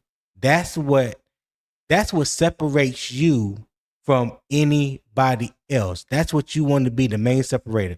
That's what Tet has, and that's what Jalen Coker has. XL ain't got there yet. See, and Tony, to be real with you, unfortunately, I think, and this is just my assessment, I could be wrong, but I think what's going on with XL is he's getting better, but he has lost the target share. Debatable. He's lost the target share that I think he needs to thrive. I think he's a wide receiver who I think what XL needs is he needs the attention of a number one in terms of the target share, but that's what's going to bring, you know what I'm saying? That's what you'll see him get better at that point. But at this point, that the thing is though, he's never going to get that here now. And that's where I think is the problem with XL, because I think, like I say, if you give him at this point where he's at, if you were to give him like Tet's targets, I think he will start to blossom. You will start to see a different side of him. But like I say, we got Tet now. It just ain't gonna happen. Yeah, and well, he has an opportunity now to solidify that third spot with Brazzell out, and you know, the league majority going to 3 wide receivers, so he's basically a starter. So he gonna get some targets, and you know what he do with those targets, and if he earn more, you know what I'm saying. But I really like that assessment as far as, because that's what a lot of other Panther fans feel too. Like they feel like that his progression, he was so much of a project that he needed more targets, and he needed like they need and I think that's partly Bryce's fault too. I'm gonna put a little bit of that on Bryce too, because you hear Tom Brady say all the time, he was on the podcast with Edelman. Not Edelman, but yeah, it was Edelman. He was on the podcast with Edelman, and he said it a few times on another podcast about how he wanted to get his guys in the game early. Mm-hmm. He ain't talking about what Bill Belichick called. He didn't give a fuck what Bill called, or what, you know what I'm saying, what the play was, you know what I'm saying. I mean, you know, around that time he probably running his own offense anyway. They were just probably calling the play in just to call it. But you know, once he go out there and see what he see, he gonna call what he see. So he always reiterated the fact that he wanted to get Wes Welker a screen or a drag or a damn an option route. He wanted to make sure Edelman got in the game early. You know, whether it's a hitch, a screen, you know what I'm saying, just get him the ball early, get the confidence up. And I don't think that with Bryce's slow development and him being skeptical or, you know, hesitant to, you know, take the reins, I think that kind of pretty much played into that, because he could have fed him. He could have exuded more confidence or made it seem like, okay, well, I'm gonna throw XL this ball right here. Give him a drag. Let me give him a drag route on this play, 3-by-1, and we're gonna run this down this drag concept from the number 1 and the number 3. We're gonna run this drag concept and let the number 1 pick for him, and he gonna run that bitch to the house just like he did in South Carolina when he clocked 23 miles per hour. He caught it. Didn't nobody touch him. He caught it, ran up, I saw that on the highlight, and took off. Yeah. Have you seen XL run a drag in Carolina? Nope. Exactly. Well, no. I take the maybe not a crosser, times. not a crosser, a drag. A drag is like 2 yards. Mm-hmm. Yeah. Like the tight ends run all the time. That's how the tight ends be eating on them little ass drags. Yep. Yeah. And XL got the athleticism to really turn it up. You know what I'm saying? Hold on, Zip. Hey, Will, since you are the resident South Carolina CEO spokesman, man, come here and help your boy out. I did not mean for the conversation to get this about XL, but here we are. Nope. Here's what I will say. XL is such a polarizing figure. If you defend him in any way, you lunching for him. Just look at how Sheena had a dang on interview with him at the boxing at the boxing gym. They said it was propaganda. She caping for him. All this, that, and the third. Oh yeah, I did see her respond on Twitter about that. Yeah. And then, you know, except Joe Person, all those guys talking about how good XL looking in training camp, blah, blah, blah, blah, blah. Y'all just saying that. You see what I'm saying? So it does not matter from the day he was drafted, you was either in or out. So Okay. to his point, he said, they love me when they love me. They don't when they don't. I have to do the work. Period. That's what I want to hear. Because Yeah, that's a it's fact. clear. It's clear. It is so clear. Everybody picked apart every small little nuance. It's so bad in Carolina. Metchie ain't did shit in the NFL. But Metchie gonna take XL's job. Brazzell Yeah, ain't put on a I ain't never said No, that. I'm just saying Panther fan base, just Panther fandom. Chris Brazzell ain't put on a pair of goddamn shoulder pads. And Brazzell and Brazzell Hold on, Zip. Hold on, Zip. Hold on. Go ahead, Will. Brazzell is the clear number 3 going into the clubhouse. He ain't swung a club or he ain't did nothing yet. And it's only because the guy is so polarizing. Yes, he's a developmental project. It's very astute to talk about the parts of his game that he need to improve upon. Those are all valid discussion points and inquiries. But I'm hoping that he shuts everybody the hell up this season. Just stop it. I mean, the Metchie thing, the one that got me the most. Metchie had a very serious illness, and when he came back from the illness, he hasn't done anything. Now going back to, I guarantee you, if XL had it, I'm talking about Carolina fans. XL would have had an illness, came back. Well, he ain't sick now. He ain't sick now. That's just how it is, man. That shit's ridiculous. I'm trying my best to push back from the XL conversation, because you know what? Right. I'm debating week 1 if I'm wearing my XL jersey to the game or if I'm wearing my damn JC Horn to the game. That's where I'm at with this. Play it safe, Will. Play it safe. I'm playing shit safe. No, but I'm just saying. You see, you bringing the fandom out of me, and you giggling and laughing, dog. Hey, hold on before you go. Zip. Hey, shout out to Eternal 252 for the $4.99 super chat. He said, "Facts, T-Code. Bryce need to be a field general, or we move on. We got the pieces." Hey, appreciate that comment, Eternal 252. Thank you for the $4.99 super chat, my friend. I greatly appreciate that. Go ahead, Zip. Yeah, no, I just wanted to say to Will, I think me personally, I was one of those guys who was screaming Metchie this, Metchie that, Metchie this, because, and I wasn't really screaming Metchie this, but I said that I feel like the potential for him to say is there, given the potential of you cutting in and out, Zip.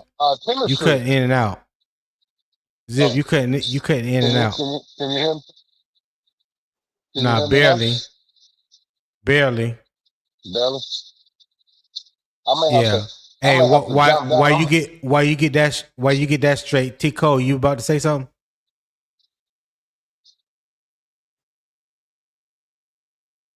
T-Cole. Yo. Oh, were you about to say something? Oh no, I was trying to fix my audio. Did you call on me for something? I couldn't turn my volume down. I thought you were getting ready to say something. No, you good. I'm gonna move on to number 2 in the 5-part wide receiver contingency plan, and that's McMillan's formation flexibility. All right, McMillan should not. Yeah, go ahead, Will. Why is it called a contingency plan? Because Brazzell got injured? That was why it's called a contingency plan?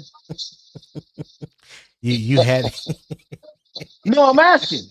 Because remember I told you I didn't catch the beginning of the show. That's why it's called the contingency plan? Yeah. That's why it's called a contingency. How is it a contingency plan? They put on shoulder pads yet.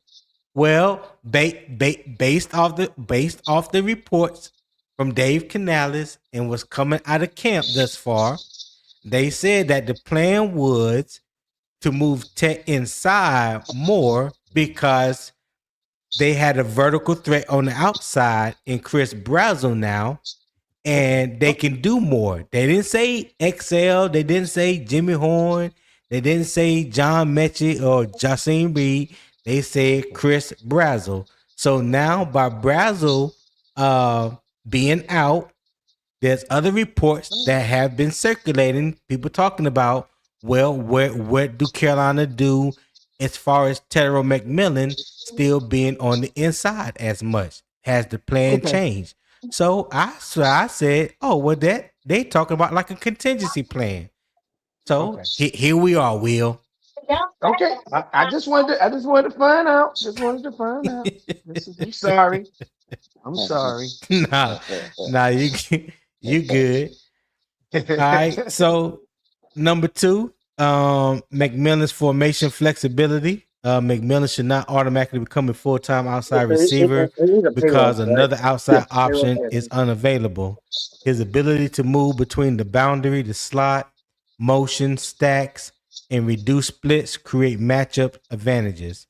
All right, so some things to monitor is his slot opportunities, the motion usage, bunch formations, boundary replacements, target locations, and who lines up outside when McMillan moves inside.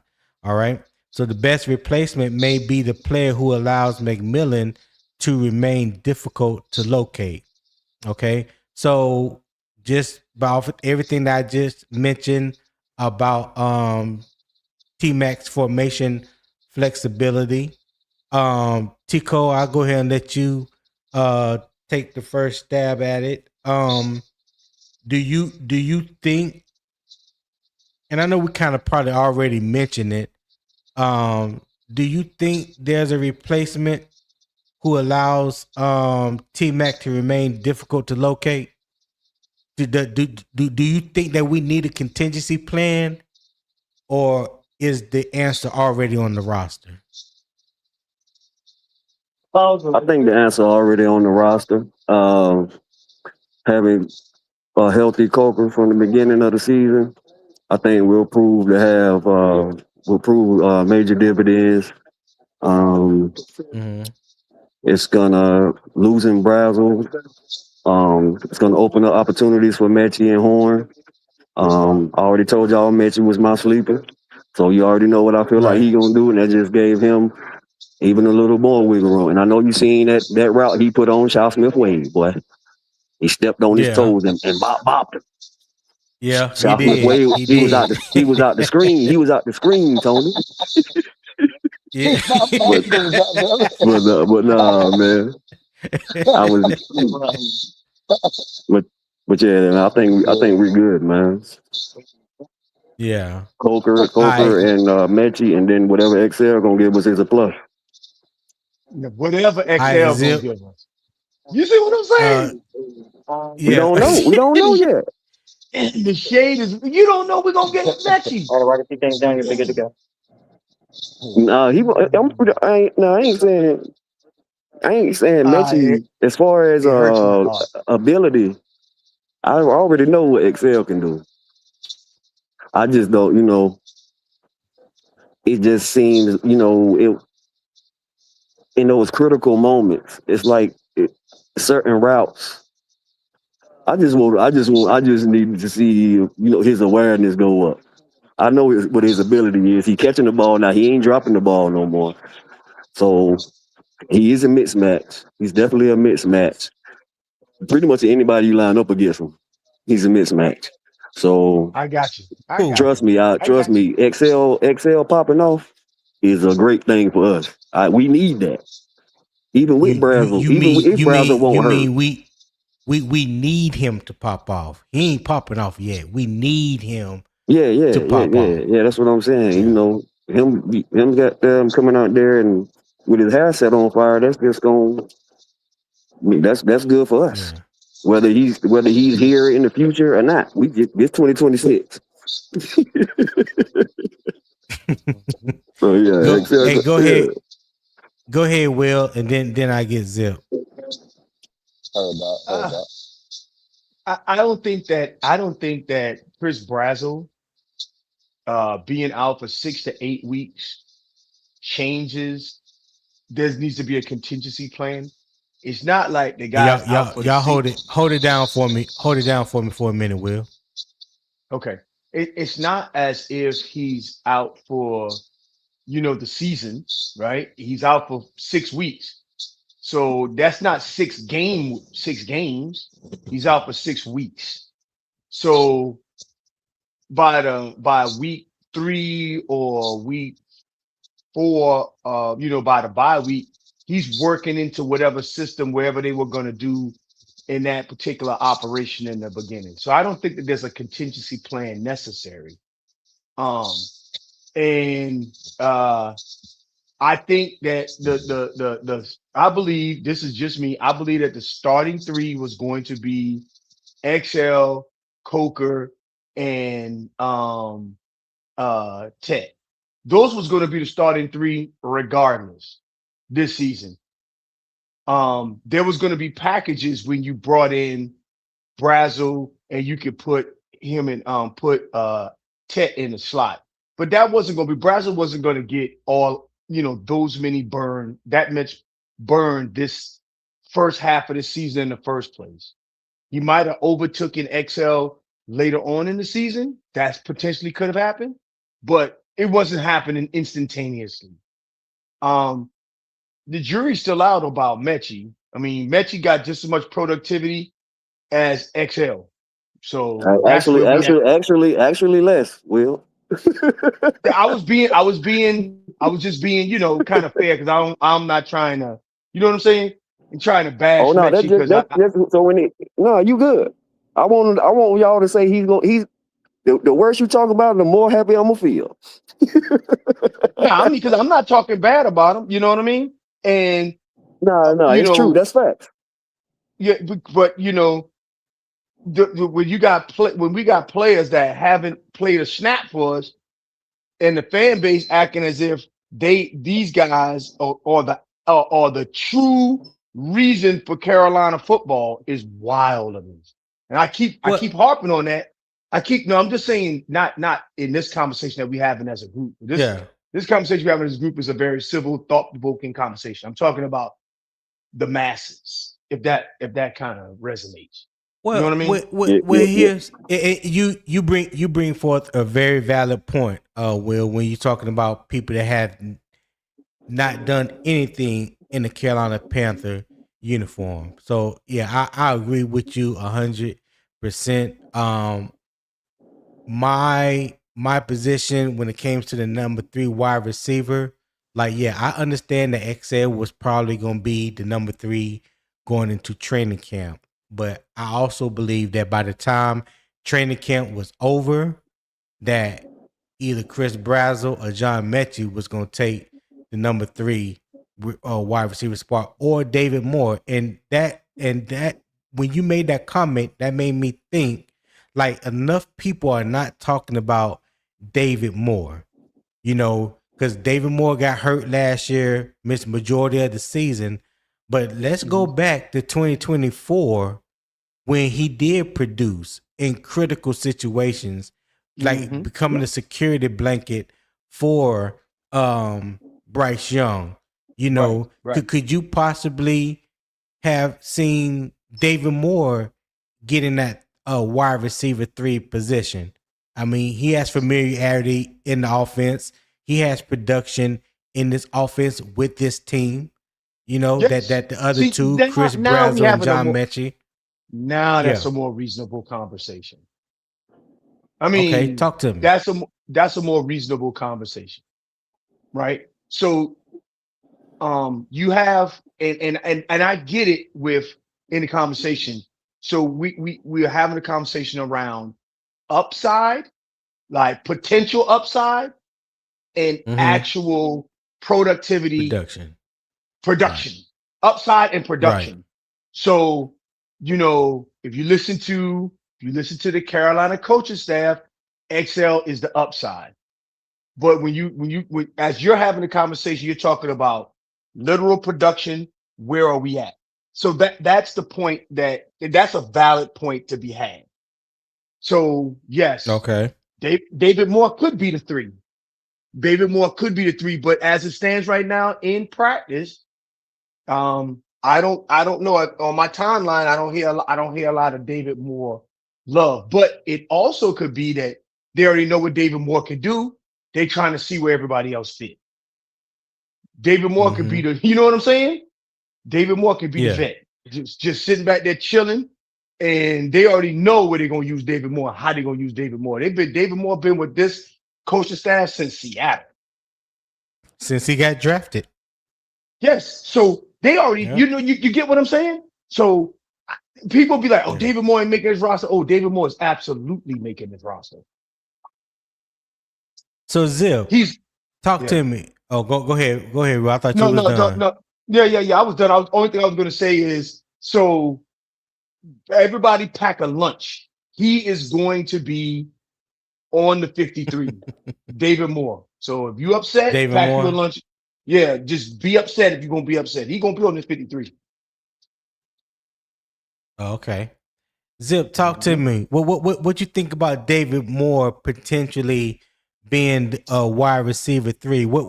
How do you feel about him stating his case for the wide receiver 3 position? You said David Moore. I don't really see David Moore making the wide receiver 3 spot. That's just me personally. Can y'all hear me? My audio good? Yeah, we hear you. Okay. I just don't. You know what I'm saying? I don't know. I think let me rephrase what I'm saying. The potential for him to do it at this point with the Chris Brazzell injury is greater now. I think with Chris Brazzell being here, his chances were real slim. I think that David Moore is a piece that is now being worked with all these wide receivers that we're bringing in. He's somebody who's been here already, and he's had opportunity to, say, lock his position down on the team.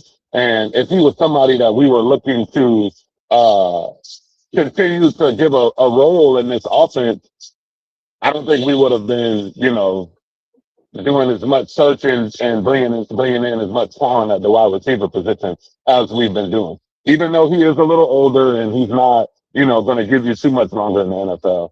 But yeah, that's just me. Right. Tico, what you think? What you think about David Moore not being mentioned for the wide receiver 3 position? And do you think he has the potential come game 1 to be wide receiver 3? I mean, if we're talking about just all around receiver, it's trust factor. I mean, David Moore is probably our second best receiver. A healthy Coker, I'll give Coker. I might give Coker the nod because he's younger and he's feel like he's coming into his own. But outside Tet and Coker, Moore is the next best thing, bro. As far as production, proven, trustworthy. Right. Know all 3 spots. Right. And he's gonna be where he's supposed to be. He's quarterback friendly, and he just gets it done. Now. And what you just said, what you just said, hold on, I didn't mean to cut you off, but what you just said right there is key when it comes to game day. All that what you just said about David Moore and what he brings to the offense, what he brings to the team is what matters the most when it comes to game day. Not practice, not training camp, none of that. Who can I count on if I'm the quarterback?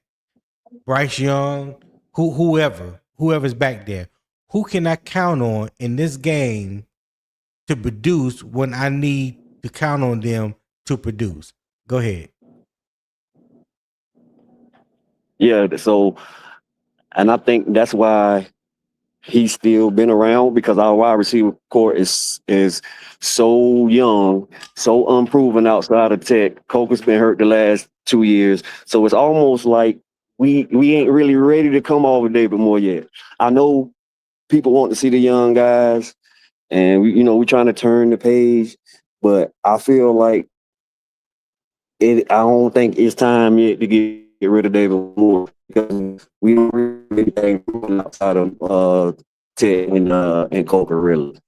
So we need him. We need that veteran presence. We need that guy out there that shows people, look at me. This is what you do. This is how you do it. This is how you stay in the league for as long as I am. Type shit, and studying, but still out there dancing and partying and having a good time. When it's time to work, it's time to work.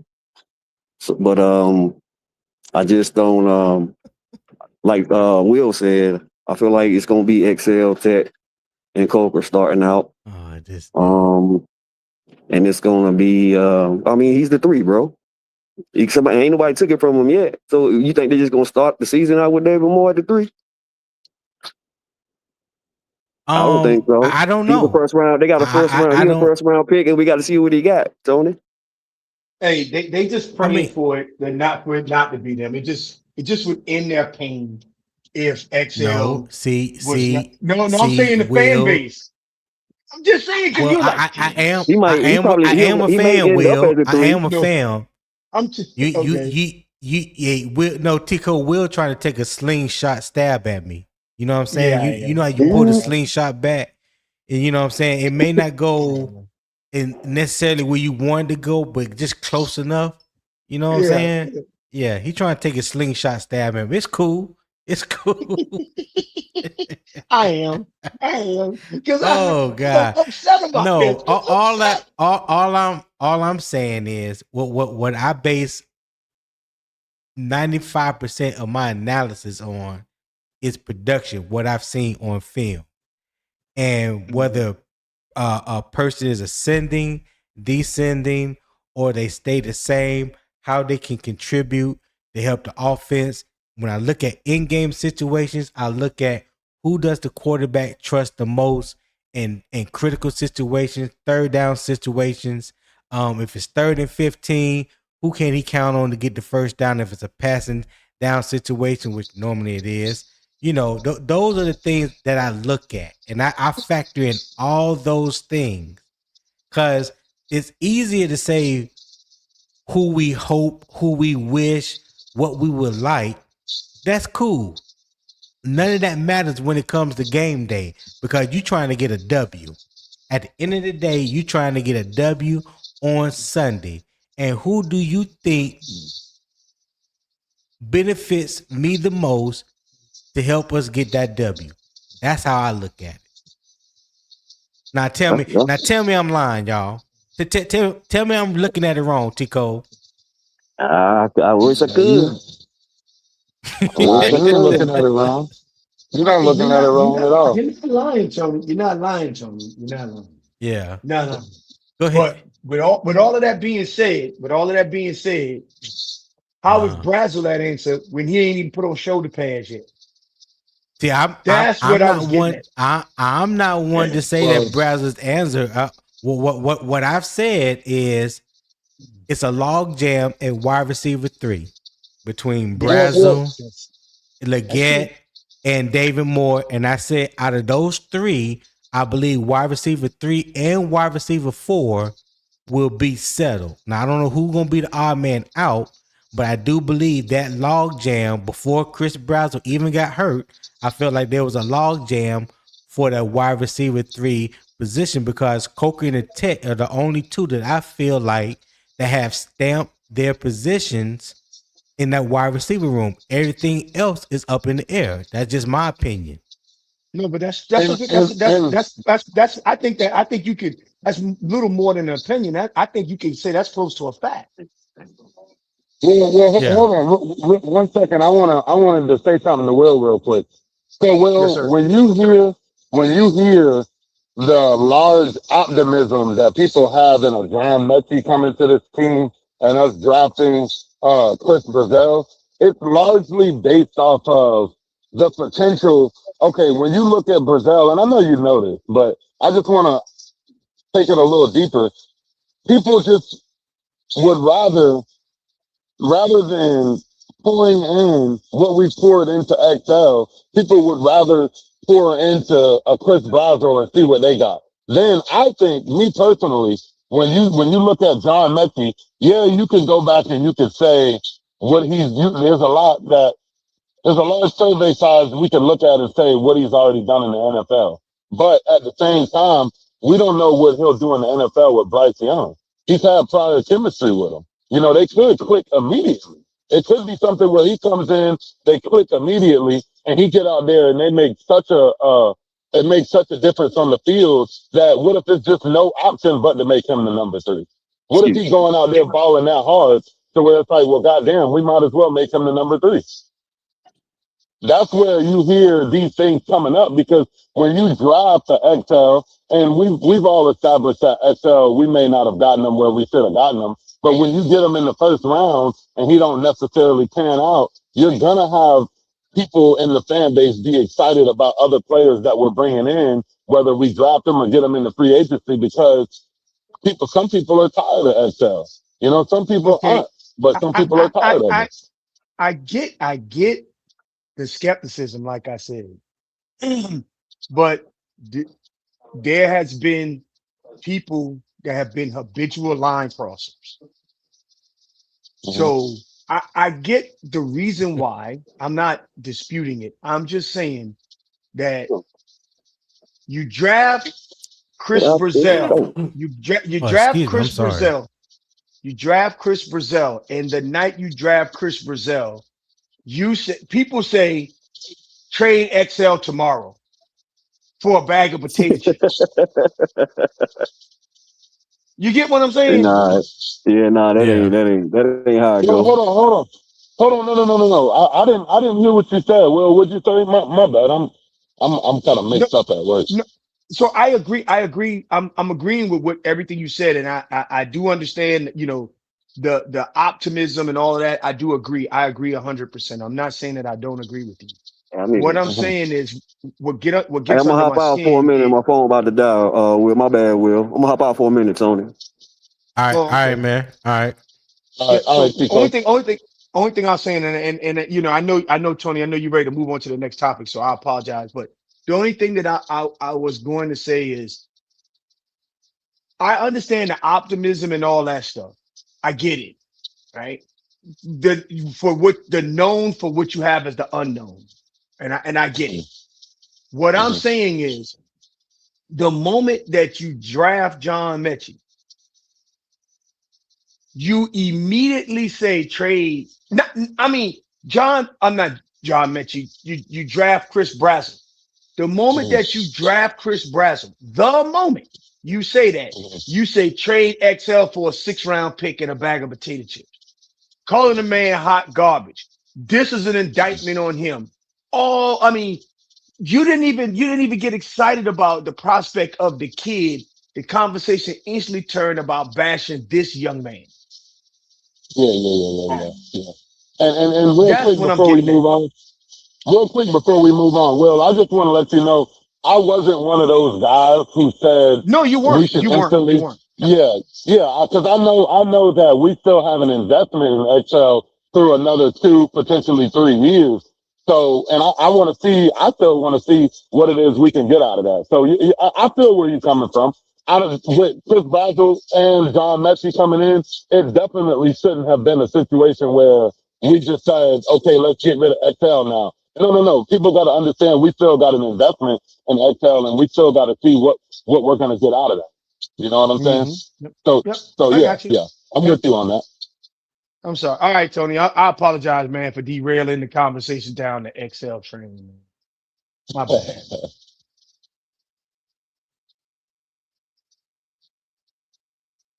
Tony? Oh, my bad. I had my mic muted. Hey, okay. we need to give a shout out to our homeboy real quick, Will, SC Panther Boy, aka Mr. Wife, aka Mr. Thailand. Hey, we see you in the chat. We want to say we appreciate you, my guy. Hey, y'all be careful. Y'all look out come Friday. Now. SC passing out flyers for trips to Bangkok. You know what I'm saying? Hey, come with your own itinerary. That's all I would say. Yeah. Shout out to Antonio McClanahan. He said, "What's up, Tony and TJ? What's going on, Antonio McClanahan? Thank you for tapping in, my guy. He also said like, subscribe, comment, and share the stream. And shout out to the number one instigator in Panther Nation, Commander 363 divided by 2. What's going on, 363? We greatly appreciate you for tapping in. All right. Hit that like button for me as well. Hey, we've been here a little over 2 hours. If you have not shown support to the show, I would greatly appreciate if you would do that. We have great conversation, great debate. All right. Great energy, great vibes that we bring to you each and every morning. If you are enjoying those things and morning kickoff is helping you get through your morning or get your day started, hey, show love to the channel. I would greatly appreciate it. The QR code at the top right, you can scan the QR code. There's also a pinned comment link at the top of the YouTube comments. Welcome to Morning Kickoff. The link to my PayPal is there as well. I haven't seen the PayPal go off just yet, but you know, when you do, let me know in the comments so I can properly shout you out. And Tim Bullock, I know he sent me a PayPal gift yesterday, so I want to properly shout him out. I don't think I've seen him in the comments this morning, but Tim, if you are there, if you are listening, I appreciate that PayPal gift that you sent me yesterday, my friend. Appreciate that.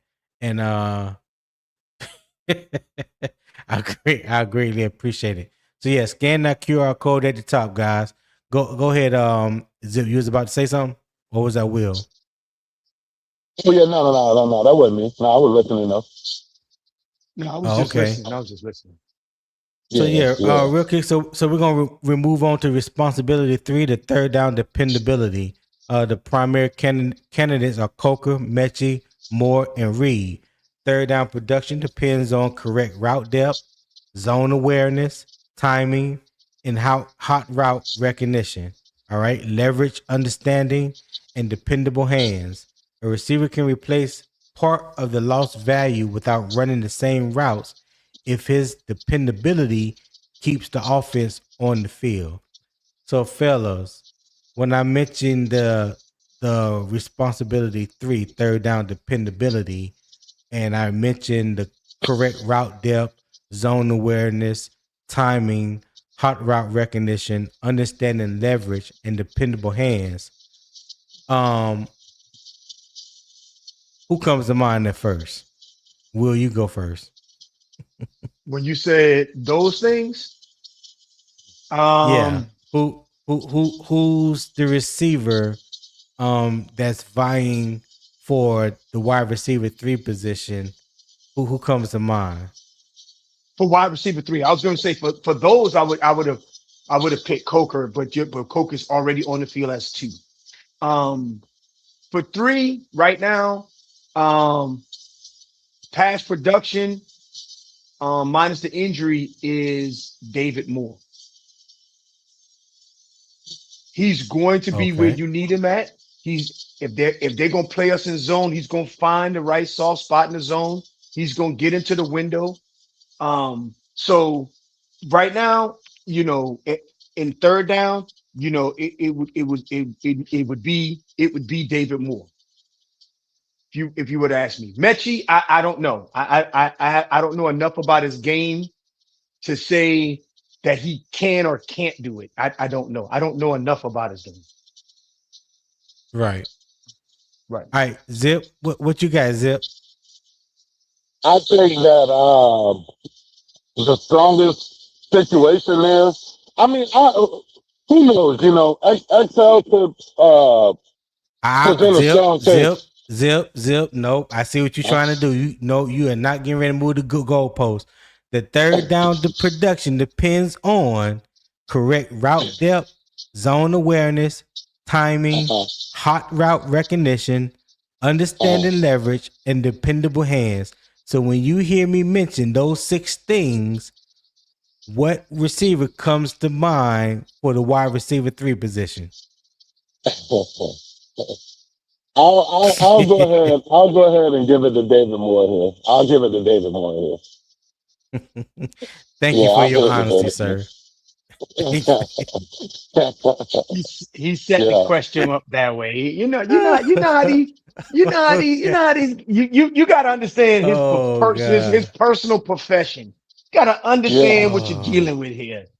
hmm When you want a certain that response, you got to ask the question a certain way. You know what that is an honest assessment when we talk about third down dependability. Like I just talked about that, right? I just talked about on game days, if you're the quarterback, who can you depend on in critical situations? And most of it is third downs, passing situations. Who can I depend on to make the catch, to run the correct route? Um, who can I depend on to recognize zone awareness? Timing. Who have I built that timing with? Okay, understanding leverage, and again, who has the dependable hands? That's all. That's all XL. basically what I said beforehand. XL. You a lie. You know the truth ain't in you. You don't believe that. You Yeah. do not See, that's believe. why that's why you set the question up that way. Oh, and he you I'm saying? and I'm gonna tell you, Tony using keywords like Oh my estimate, god. assessment. These are all Yeah. triggering words for me, Oh, and he know these are triggering words. They're triggering. y'all are crazy, man. Y'all are crazy. I listen.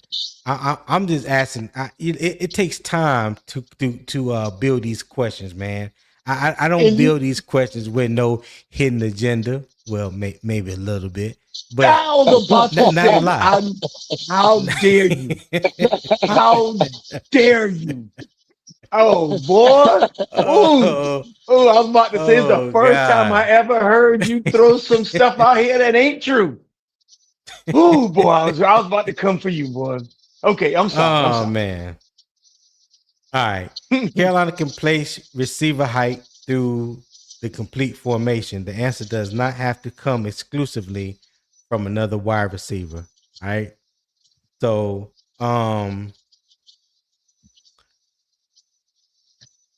responsibility for red zone physicality. All right. The primary options are McMillan, Legette, Tremaine, and the tight ends. Talking about Bryson Tremaine. So you have to, things to monitor: back shoulder timing, blocking, contested catches, condensed formations, rub concepts, high point opportunities. So when you think of the red zone physicality, who do you guys, and Zip, you can go first. Um, you know what? Not who do you guys. Let's just go straight to the point. Do you think or do you feel that Xavier Legette can present himself as a red zone uh physicality and win those one-on-one matchups that a lot of time presents themselves when you're in the red zone? Yeah, I do think he can. I think that's been one part of his game that hasn't been the worst per se since we've been evaluating him since he's been here. So yeah, I think he can, especially this year, make a large presence in the end zone. You know what I'm saying? Okay. All right. Will, well, I already know it, but Will, what you think? See, there you go. There you go. See, My bad. you don't, I apologize. you I know what I'm apologize, saying? man. No, you I'm gonna don't mute my apologize. mic. I'm gonna mute my mic Exactly. and make sure I give you the opportunity to answer the question. Hey. Yes, he can. I believe that he can, and I do believe that the coaching staff and Bryce Young believe that he can. Go to the playoff game. They went to him twice in the end zone. Once was a pass interference, once was a pass breakup by the defender. So he will get those opportunities this season, just like he got them last season. And he has produced in that department. Does he need to do more on all the other things that we talked about? Absolutely. But we can't take the one thing from him that he is actually producing. And this is the one. Mm-hmm. Mm-hmm. Okay? All right. Fact. All right. All right. I'm good, Tony. You can mute your mic now. You know what I mean? Good Lord. It wasn't that painful. All right. Hey, hey, listen, because I try my best to stay neutral in these conversations that are being held, especially when it comes to Bryce Young or Xavier Legette. So, hey, I know you got some that love the player, some that hate the player. For me, it's neither with me. 'Cause like I said from the beginning, I didn't have high expectations on him when we drafted him. So I just don't. I didn't then. I don't now. You know what I'm saying? So that but there's you not wasn't like really that with too Ian much, Thomas. huh? You wasn't like that with Ian Thomas. It was rough. Yeah, Hey, yeah. but look at I did not like Ian Thomas. Yeah, yes. Let the record show. I hate Ian Thomas just as much as my wife hate Ike Ekwano. hey, Bless. and look at that comparison too. We're comparing XL to Ian Thomas, dog. Come on, man. No, you talking about his hatred. Well. See. Will did that. Zip. Now, I'm gonna let Will, cause see that's the only thing Will knows that can trigger me. But see, it doesn't work as well as he think it does, cause I know what he's trying to do when he brings up Ian Thomas. You know what I'm saying? That ship has sailed. He ain't been here in about 3 years. So I would never. Excel is an all pro compared to Ian Thomas. If you ask me, Zip, that's how I feel Yeah, about it. yeah, facts, Yeah, facts. yeah. Okay. I apologize. I apologize for bringing up Ian Thomas. Man. My bad. No, you don't. That No, was a bad he time to bring him absolutely. up, Will. Yeah, That he absolutely do not apologize. Don't believe that, Zip. Don't believe that. So let's go to responsibility number 5: game day and special teams value. All right. Brazzell's possible absence and Chizina's placement on injury reserve affect more than offensive targets. The 5th and 6th receiver positions frequently depend on special teams. So some other things to monitor, especially during camp and during the preseason: coverage unit participation, return work, blocking, gunner responsibilities, positional versatility, and Casey Washington's integration. The most productive practice receiver does not automatically become the most useful active game receiver. All right. So I don't really have a question for that. So let me just ask this question. And Zip, you go first. Should Carolina begin with a role-based committee or concentrate the first team repetitions on one primary replacement? That's a good question. I think we should go role based. Because I think if you go role based, you'll unlock. You know what I'm saying? It'll be better for the development of these young players. You know what I'm saying? You'll unlock something. You might see a few different things rather than you focusing in on one replacement.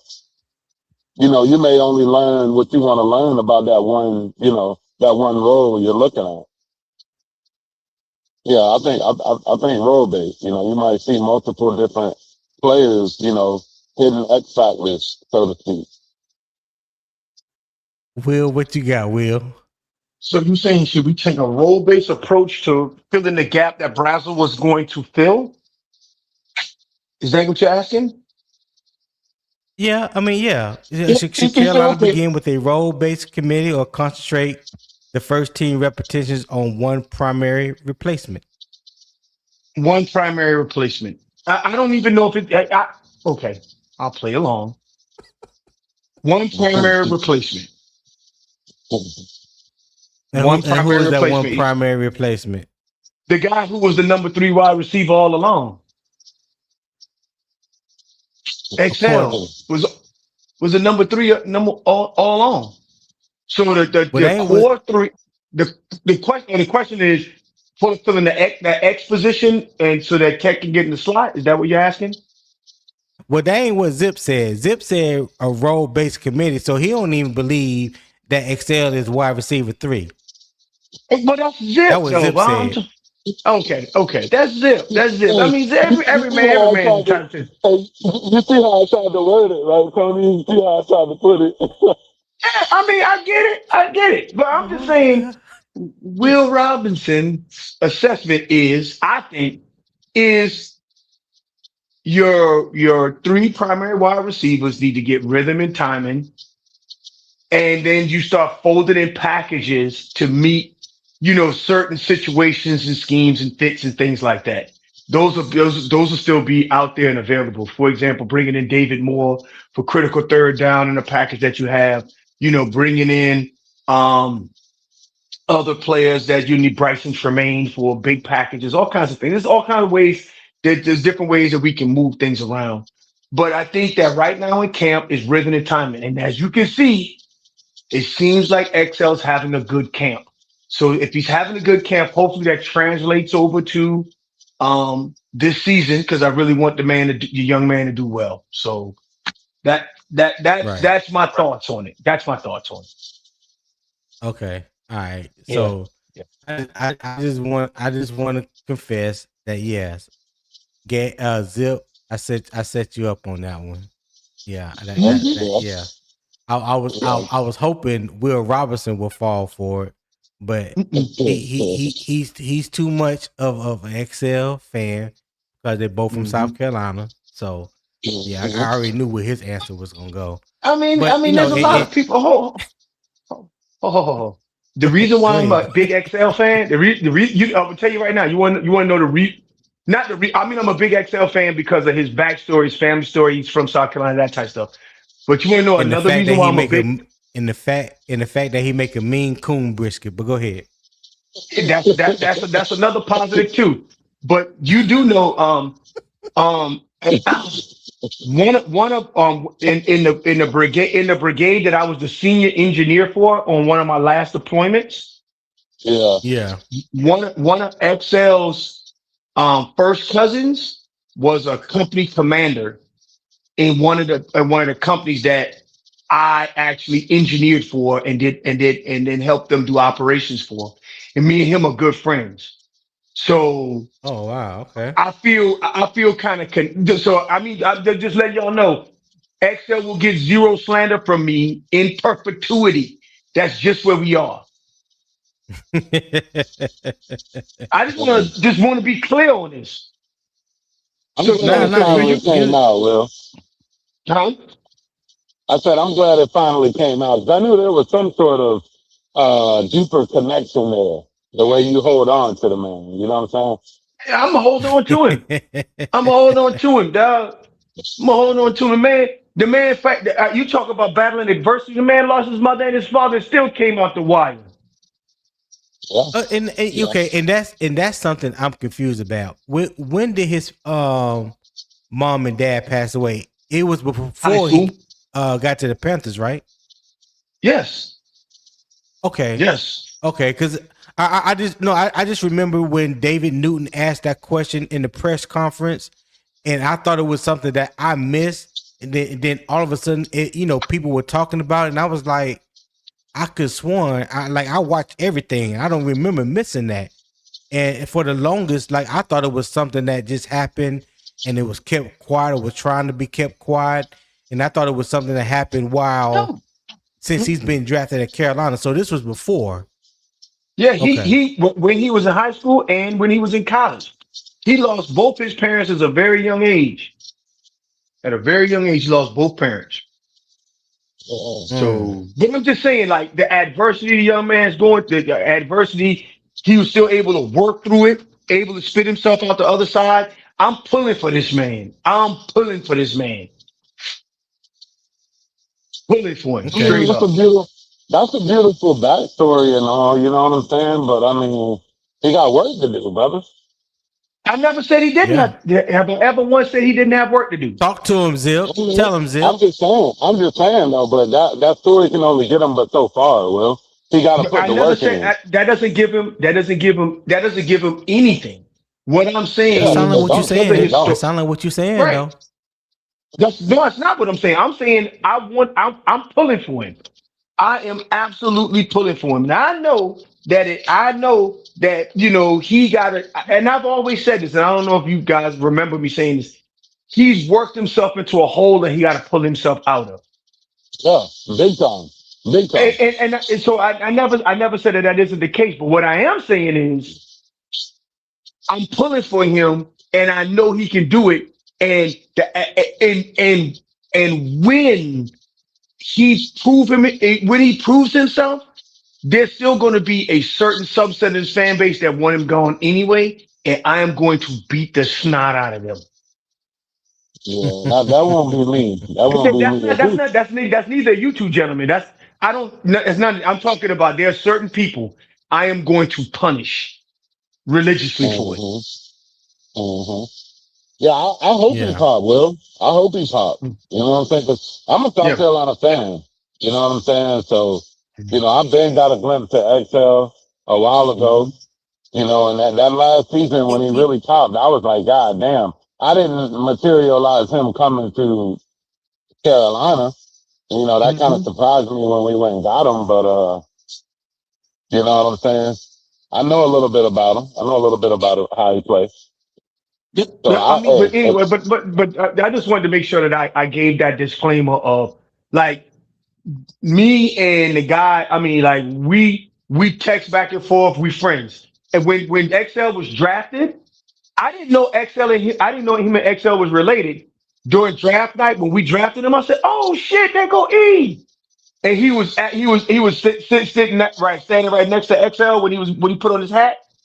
Getting drafted, I was like, Yeah. oh shit. That's when I texted him. I was like, boy, I did not know. I did not know X was you were like, yeah, man, that's my first cousin, man. That's my first cousin. Okay. All right. Yeah. So you got a little affinity for the young man, and I get it. N- Like, listen, No, I like got there's not a little I affinity. would. It's a big affinity. It's a big affinity. Okay, it's a big Not little. Not a little. affinity. I just So again, like I'm gonna always go by what I see on film. I'm not going to I'm not going to create a conclusion that's not there. I'm not going to say something that I haven't seen. I'm always go by what I see on film.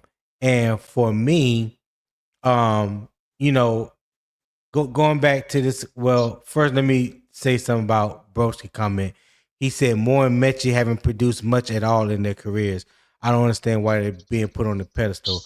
Broski, I don't know where you get that from because no one. I know I never put Moore and Metchie on the pedestal, and I haven't heard anybody here on this panel put him up on the pedestal. So yeah, I don't know where that come from. Maybe put him on on a other pedestal. channels. Put him Yeah, on a maybe on pedestal other means that you channels didn't people tear are him doing down. that. Yeah. If you didn't tear him down, that means you put him on a pedestal. Okay. Well, I mean, so to be fair, I haven't torn XL down. I could, but I ain't doing that because I want to see the young You just man. side eyed him. You just side eyed him. That's all. No, it's not side. It's not side eyeing them. It's just me just telling the truth about what I see. And if everybody else will be truthful and put their biases to the side and just look at production based talent, when you look at him, he just hasn't gotten there yet. Now I'm not saying that he can't get there. I'm not saying that year 3 won't be better than year 2 and year 1.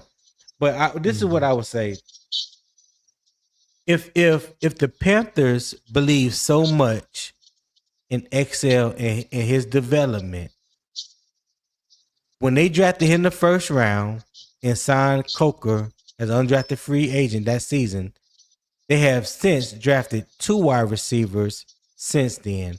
And each time they draft a wide receiver, it seems as if Excel goes down further and further down the totem pole. So Chet was drafted. He's taking over the number 1 spot. Coker, undrafted, has taken the number 2 spot. The number 3 spot, that's why I always said I thought it was a log jam. You know, you have some people say, well, Excel is going to be the number 3 going into camp. Okay, cool. That's cool. I can give anybody that if that's how you see it. I'm just under the belief from what I've seen thus far from the young man, I haven't seen enough growth in his game or enough belief in his game to say that he's going to be the unquestioned number 3 wide receiver come week 1. If people want to say that he is, you know, come training camp and throughout preseason, cool. I ain't got no problem with that. But I'm speaking for me. I'm hoping to see all the things that everybody else sees and wants to see. But I'm just going off what I have seen thus far up until training camp. Training camp has looked really good for him. I can't lie. Training camp has looked definitely good for XL. Now I want to see that translate on game day. So he's gonna have an opportunity in the Hall of Fame game. He's gonna have an opportunity in these 3 preseason games. So that's where it's gonna really that's where you're gonna really see the work that he has put in this offseason. That's what I'm hoping to see. But I am not ready to say that he's gonna be wide receiver 3 come week 1 when I know there's other options on the team and one that I believe is more dependable than he is. Yeah. Facts. Yeah. So when he doesn't dress out for preseason game 1 and 2, I mean not Hall of Fame game, because I don't think none of the people are dressing out for Hall of Fame game. But if you think if he doesn't dress out for when the starters don't dress out and he don't dress out, you know that his position is solidified, right? Right? I can honestly say that there's an argument that he has up to that point solidified a spot. Yeah, I can say that. Okay. I just want to make sure that we, you know, when we go through the preseason, I'm gonna have that stuff spring loaded for you there. I just want to make sure that you're aware of that. you ain't gotta. Yeah, I mean, you can. That's cool if you want to be nice, sir. I greatly appreciate it. Yeah, I want to be. I will be watching the game. Yeah, I know. I'll be texting you. Yeah, I'll be texting Shaky you. 8. Shout out Shaky 8. He said we always act as if we didn't know XL was a project. The entire reason we moved up 1 spot was for an extra year of control because he was so raw. Okay. Zip. You know what? I forgot. Nick, let me bring Nick up. Nick, what's going on? What's up with you? Ain't nothing much. I know you coming on here to protect XL. So go ahead and get it off your chest. Oh no! I ain't listen. Hey, listen. Production has to be. Look, this is just like that crazy argument I had with PPP yesterday.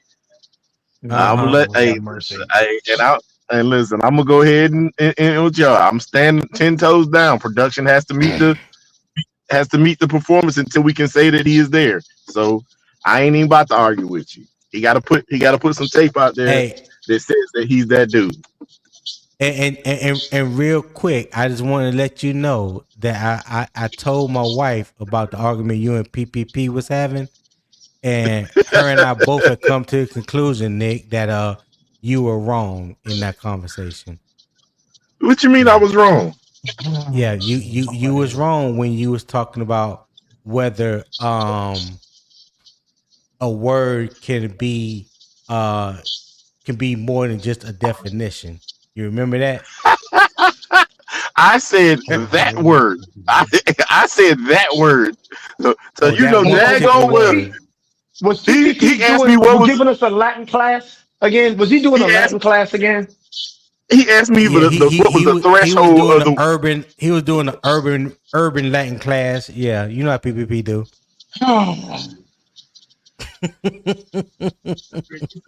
Go ahead, Nick. Yeah. So he asked me. What is the threshold of the word consistency? Oh, here we go. Here we Yeah. go. Yeah. Come on, There Tony. we go. Come on, Tony. Come on, Tony. That Yeah. word. I missed the part where y'all was talking about that particular word. I just remember y'all going on about it about can a word be more than the definition? And you was like, no, it cannot. And he was like, yes, it can. It can't have a threshold. And I was like, yeah, Nick, you wrong. So, No. me, I ain't the smartest person in my house. My wife is. So I asked her and she basically broke it down. But like you were just saying, it's a threshold not for every word, but that particular word, yeah, I don't know if threshold is. I mean, she could tell you, I can't.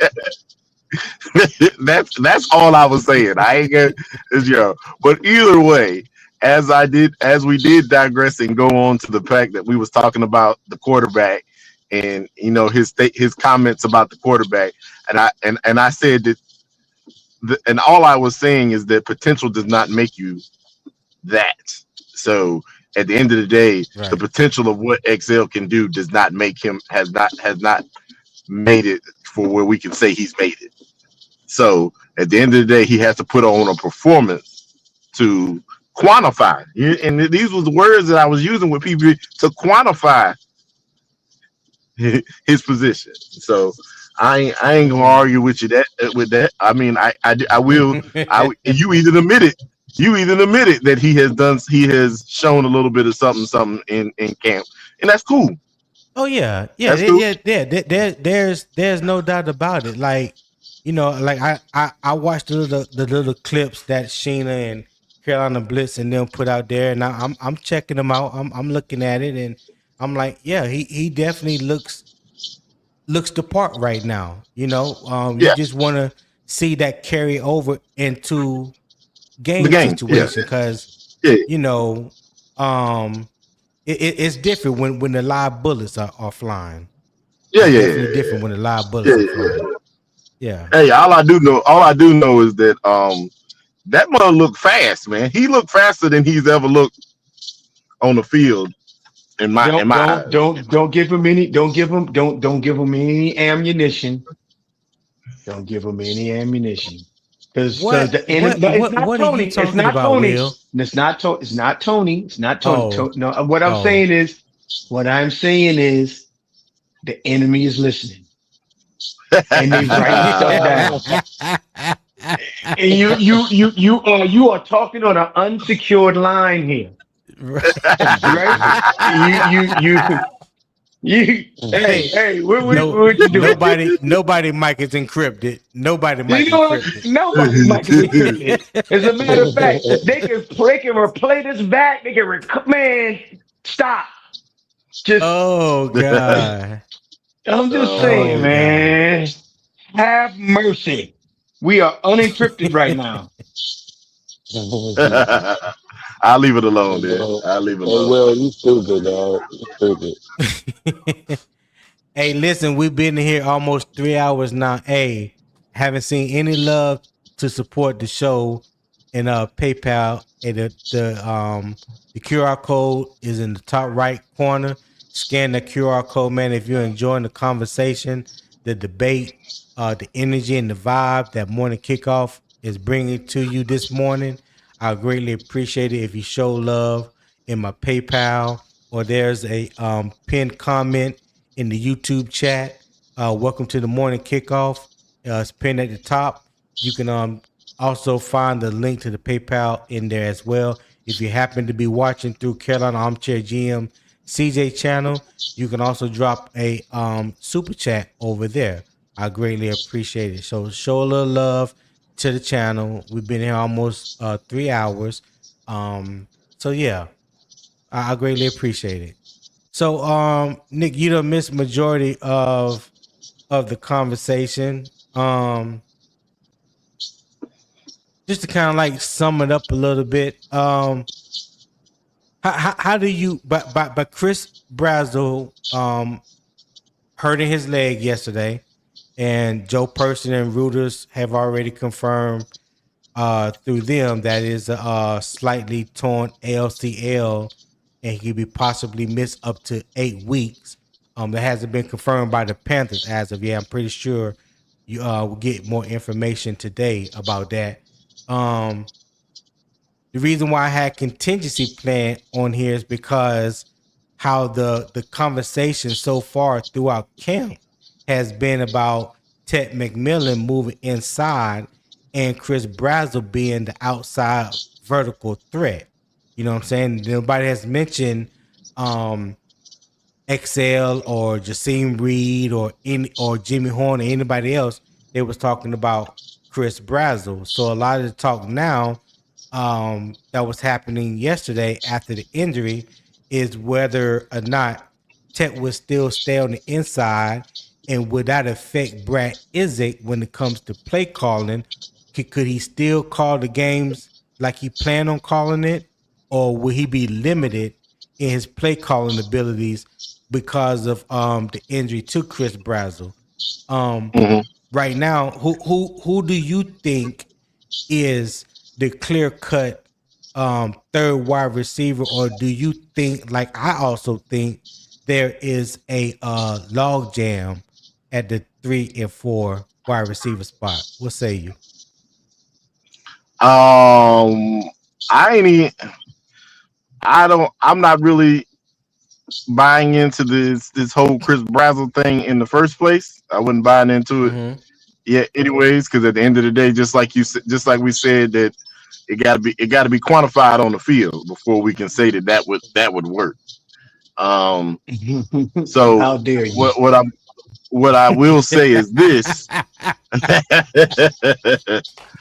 What I will say is this: is that in my eyes right now, I think that if you want to do what you were going to do, what you were thinking of doing with Chris Brazzell, the only option is to use XL, because XL ain't that much slower than he is, and he can get.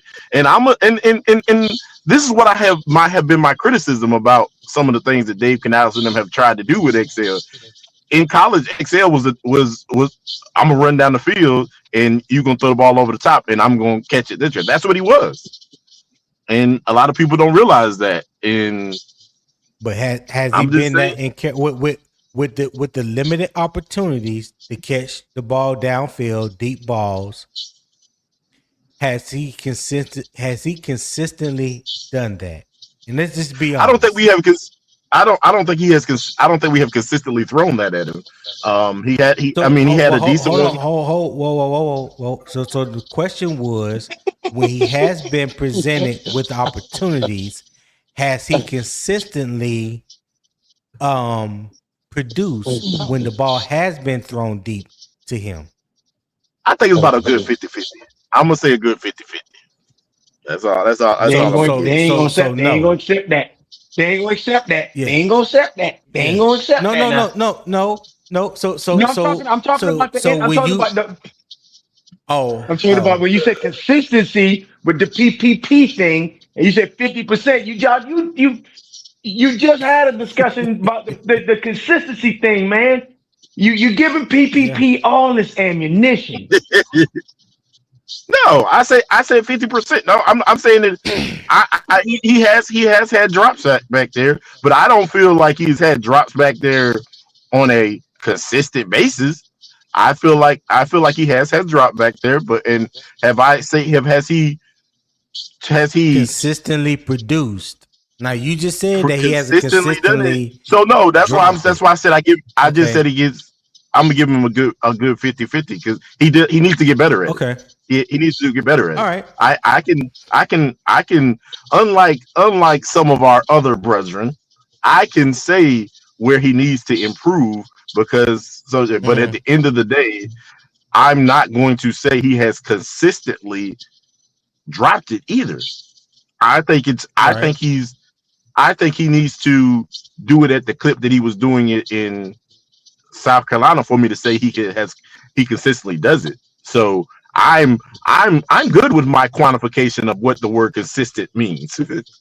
I'm not okay. So Shaky 8 said after the drop in Philly, they haven't given him the opportunity. I'm gonna ask Will and then Zip. Do y'all believe that's true? Go ahead, Will. No, What that's not Shaky true. 8 just the comment that he just posted. No, that's not true.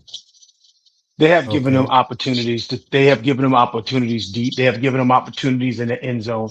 It's just that drop in Philly. I'm gonna tell you right now, he could catch a Super Bowl winning touchdown, and they still gonna say, "But do y'all remember that drop in Philly?" Yep, That's just I how it believe is. that. Yeah. Just how it is. It never fails. It never fails. And if he that drop in Philly defines part of his story here in Carolina. No matter how the rest of the story is written, that's still gonna be part of the story. Not the whole story, but part of the story. Right. But that don't make no So sense though. It doesn't make any but sense though. That game. it doesn't matter. It doesn't matter. It doesn't matter. To say otherwise to them is uncivilized. To say other, not, and I'm talking about I'm not talking like Tony is a very straight thinking, analytical, ones and zeros type of guy. So this is not for Tony. This is for the people who are hot take Louis. They will never forgive him for it. It's never gonna happen. Not in this lifetime or the next. That's just how it is. So, but to answer your question, they have given them opportunities deep. They do give them opportunities in the end zone. A lot. No one talks Okay. about his rookie season. Nobody talks about his rookie season when he was an unproven wide receiver, unrefined, needed work, and was thrusted into the X position because we had a head case in Deontay Johnson. Right. No one talks about that. No one talks about all the struggles he's had while in Carolina. They only talk about, well, you lost. They drafted Texas. You lost the X, the X position where he was never supposed to be an X. Okay. It just seems so like lacking Well, context sometimes. that's and Zip. You can go, but let me just say this real quick. That's Mhm. why from day one I didn't agree with the draft pick because I do not believe you should draft a developmental player in the first round, especially if you are a team that has so many holes on your Mhm. team. You do not have you do not have the room to just draft for developmental, for developmental reasons. You need guys that can come in and produce right now. I need guys that are starters or major contributors right there, right now. They it's not like Kansas City or San Francisco or Buffalo, people that are routinely in the playoffs making deep runs or what have you, and they drafted somewhere between 25 and 32. And and they take a flyer on somebody on Excel because they don't expect him to come in and contribute right away. We weren't in that position when we drafted Xavier Legette. That is the Yeah. main reason why I hold Dan and Dave feet to the fire when it comes to that decision because they made that decision. You know what I'm saying? Right. They Right. I brought mean, I Excel. understand. Yeah. I So understand. I agree. that's why I said for me in that position, Lam McConkey, Ricky Pearsall, and Keon Coleman were the three receivers that I had over Excel at that time. You know what I'm saying? Those at that time, those three receivers in my mind were more ready, NFL ready than Xavier Legette. So, like I said, I've never had high expectations for this guy. And in some ways it can be unfair because you got one hand people say he was a project. That's why we moved up in the 5th round to get that moved up in the 1st round to get that 5th-year option on his contract because it was a developmental piece. And then you have someone like me who says, well, if that's the case, you know, forget the developmental piece. We need a starter. All right. Yeah. We need a starter. You know, that to me, that's a wasted pick. Just like with Jonathan Brooks. I don't think we should have drafted Jonathan Brooks coming off his ACL injury. I don't care nothing about him being the number 1 running back coming out of college that year, but he was injured. Right. He was injured. Right. Trey Benson was Trey Benson out of Florida State was the running back that I wanted if we was gonna take a running back. That's who I wanted. You know what I'm saying? I do not believe in taking an injured player or a developmental player in the first 3 rounds. I don't. Wow. I never have, and I never will. No, that's actually that's actually a respectable. That's a respectful view. Yeah. I would have said the first 2 rounds. I probably would have taken Brooks in the 3rd round, but I wouldn't have took him in. You know, 2nd round was seen to be rich, but at least you know. But if Brooks turns into what we think he is, it's going to be worth the damn 2nd round pick. It was. Yeah, So, but that's an if. That's an if. That's the issue. Well, That's the issue. there's a whole lot of ifs with Brazzell, and yet people say he wide receiver 3. So I don't want to hear that. Go ahead, Zip. What you got? Damn soul say nothing about no damn ifs. Zip, what you got, dog? You still there? Okay. Go ahead. Go ahead, Nick. I go back to Zip. Yeah, I'm gonna just say this, man. I don't know, man. I get where you're coming from. I get 100% where you're coming from. There's a lot of ifs in those rounds, and I'm gonna be 100% honest. Tony is correct, because if I don't even care about have taken a running back. If we had taken in the 2nd round, our defense would probably be fathoms better than what it was last year. Mm-hmm. If we had taken the defensive tackle from Florida State, our defense would probably be fathoms better than what it is currently. So I ain't even going. I'm actually probably with Tony on this. I mean, you can't. We did need starters. We needed players who could make an impact, and we weren't sure if Jonathan Brooks was going to be able to make that impact. And you know, obviously, hindsight 2020. Now we know that he wasn't able to. So right. Yeah, I'm gonna have to agree with him on that. And we needed people who were going to move the needle. And I don't even 100%. I'm gonna tell you this right now. I had Malaya McConkey rated higher than XL. I have no clue. Oh yeah, most definitely forced him. Most definitely. I had no clue what forced him down, and I'm just gonna be 100% honest. I think Dave Canales, his size and the fact that he's a white boy. Let's just keep it 100. I'm not going in on the second part, but at the end of the day, I am going to say that, and I think me and you had this conversation before, Tony. I actually think that Dave Canales and Dan have a mold. I'm just be 100%. I think they have a mold of what they consider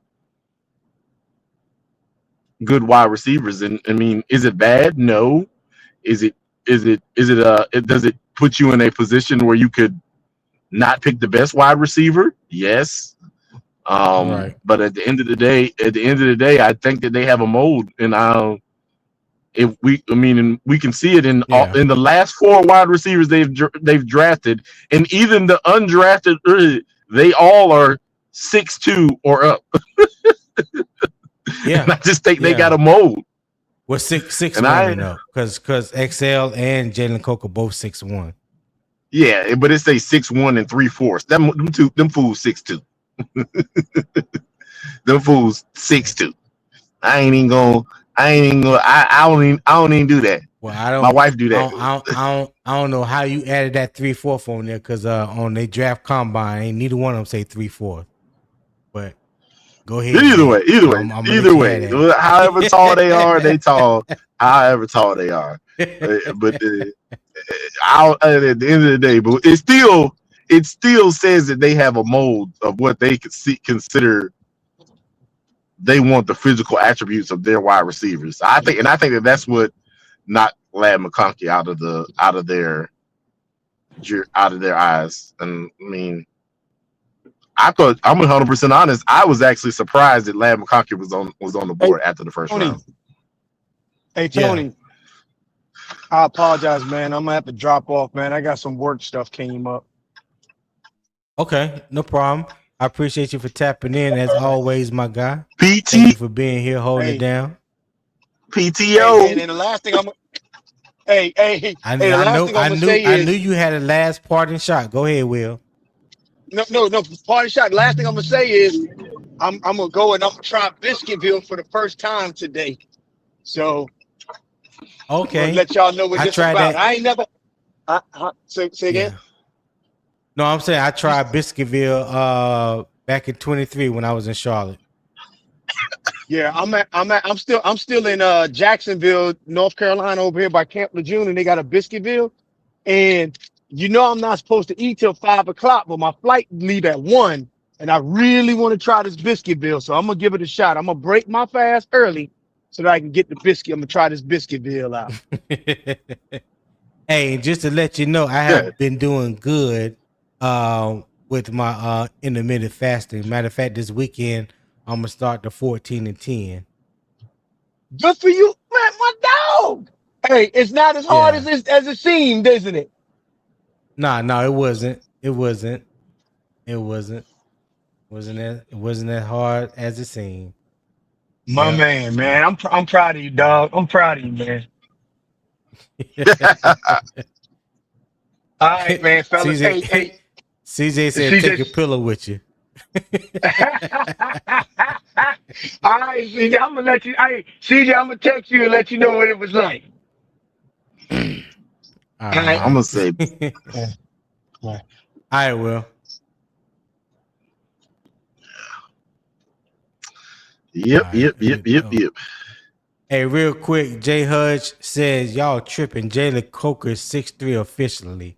That would be a no, sir. If you go to NFL.com, I am looking at his profile now. As I've always said, he is 6'1" and 3/8. That's what he measured in at the NFL Combine. 6'1" and 3/8. That is not 6'3".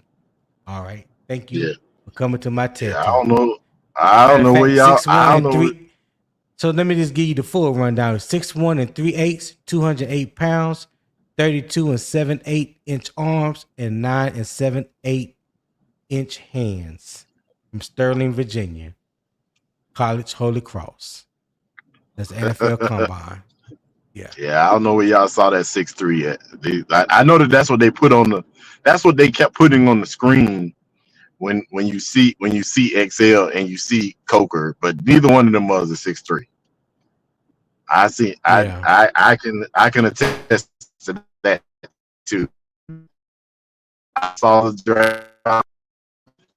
At the end of the day, them was I give them 6'2". I ain't gonna give them 6'3". You can't. That's a whole nother inch. Yeah.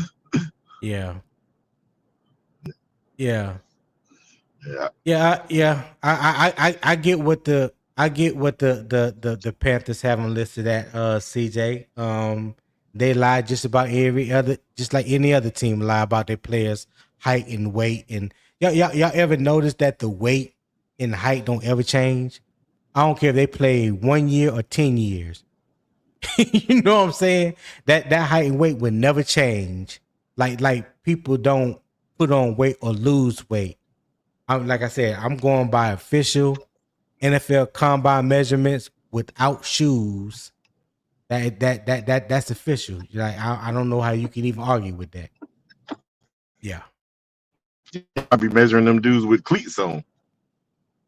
Mm-hmm. Well, they I don't know typically, how they be. most We teams when they they like Shaky was just saying, like he said, now they have 6-3 on both XL and Coco on the Carolina Panther roster. Okay, that's cool, but I'm telling you that's with shoes. That's not without shoes. Without shoes, both of those dudes are 6'1". Yeah. Oh. AJ said Coco likes to wear those platforms. Damn.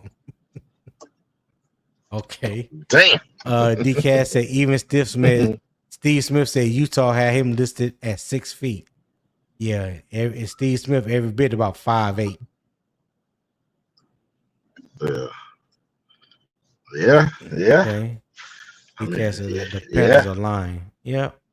Pretty much. Let's see. Was there anything else? Let me ask the chat a question, and Nick, you can answer this. Let me drop Zip because I think Zip is not connected anymore. So let me take his spot. So in the audience, you guys, y'all can answer this as well.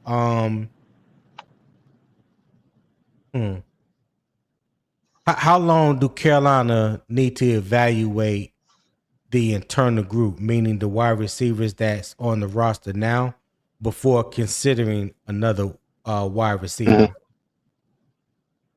So I'm asking you that, Nick, and I'm also asking the chat. You guys can respond as well. How long should Carolina evaluate the internal group before considering another wide receiver? I'm going to say this probably won't be liked by a lot of the fan base. I'm just saying they might not like it. They might not like what I'm about to say, but I'm gonna say this right now. If you're not evaluating talent,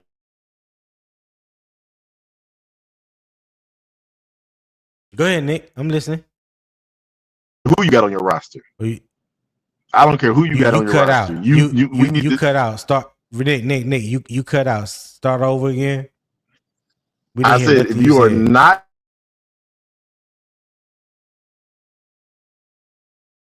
Yep, you cut out. You cut out again, dog.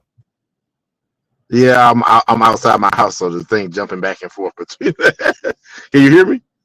Okay. Yeah, I hear you right now. Yeah. All right, so I was saying that you should always be evaluating talent. I don't care who you got on your roster. Right. You can miss out on the next great thing, on the next great player, if you are not always evaluating talent. So at the end of the day, the Carolina Panthers should be evaluating every opportunity to make a move right now, regardless. Okay. All right. Shaky 8 said, I don't think they will. I do think Dave Canales will draft a wide receiver and some Brown every year. Okay. So in other words, Shaky, what you're saying, you think that they are comfortable with the wide receivers that they have right now. There's no potential to bring in another wide receiver that's maybe out there in free agency right now, or maybe gets dropped from another team, because there are 31 other teams out there that's going to have to make roster decisions. And there may be players available that Carolina feel like they could bring in and help the team. Now, I don't know who those players are, because I definitely don't know what players are available, but there possibly could be opportunities right now. There could possibly be opportunities. CJ said Nick got that Bell South service. Damn. AJ Brooks said they just brought in another wide receiver. Yeah, they brought in Casey Washington yesterday, AJ Brooks, but I think that's just for a depth piece and maybe possibly some special teams contribution. Oh, they're talking about the guy Ronnie Young. He said until the preseason results provide an adequate assessment of talent outside of T-Mac and Coker. Okay. AJ Brooks said Dan loves to churn. All right. Shaker said they may bring in a camp body, but in my honest opinion, I don't think they will. Okay. And AJ Brooks said Gabriel Binyard just now. So they just signed another receiver, Gabriel Binyard. Let's see. Let me look that up real quick while we are talking about the wide receiver position. He was with the Buffalo Bills. Let's see. Any news on him?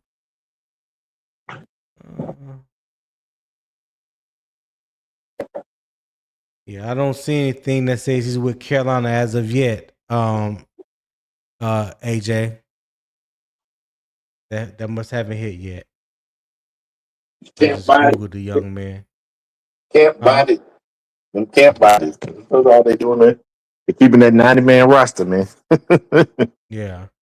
He went. Oh no, that's somebody else. Yeah, they have him with the Buffalo Bills, still with the Bills.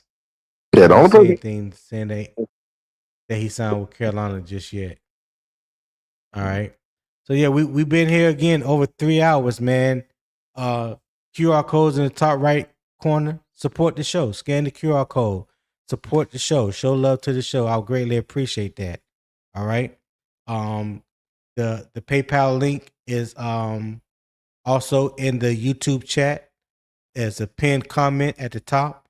The welcome to the morning kickoff is pinned at the top. Select, click on that link.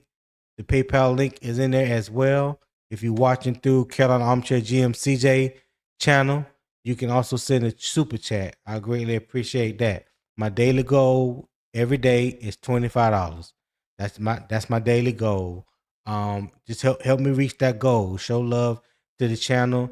It will be put to great use, and I greatly appreciate that. All right. And I'm gonna have one more question for the chat. Um,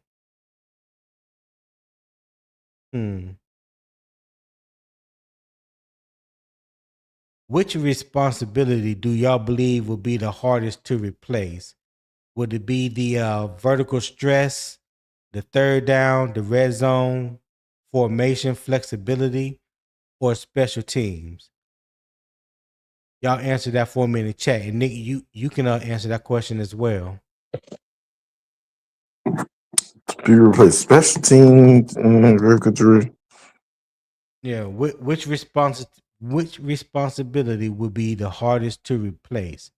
Vertical stress, third down, red zone, formation flexibility, or special teams? I'm gonna say special teams right now. You gonna say what? I just don't think that we've seen enough to say that anything else. But what was your answer? I didn't hear your answer. What was your Special answer? teams. Special teams. Special teams. Okay. All right. Shake it 8. Say vertical stress. Okay. Anybody else got a response? I don't agree with that, man. These must be acting like daggone Bradley was like light years faster than everybody on the team. Like y'all do realize go ahead. I said they do realize that he was only 2/100ths of a second faster than XL. 2/100ths, not two 100ths of a second. Yeah. No, you're right. You're absolutely correct. You're absolutely correct. And look, if there are any other Panther fans that is debating the receiver plan without separating the medical facts from football projection, share this discussion with them. All right, we can disagree on the answer and still start from the same facts. That is possible. That is possible. We can disagree on the answer and still start from the same facts. So just make sure that people bring facts to the table. I see a lot of empty calorie type conversations with people just going back and forth, and neither is bringing any facts to the table. So yeah, just point them in this in this direction. Share this with them as well. and maybe that would help them form a better decision than some of the ones I have heard recently. Yeah, I would greatly appreciate that. And before we close, let's return to what we know. All right. Carolina confirmed that Brazzell injured his left knee and underwent evaluation. Carolina has not announced an official diagnosis or recovery timetable. A partially torn LCL, a second opinion, and an absence of up to 8 weeks have been reported. Mitchell Evans has a confirmed lower ankle sprain. Dan Chisena has been placed on injury reserve. Casey Washington has officially joined the roster.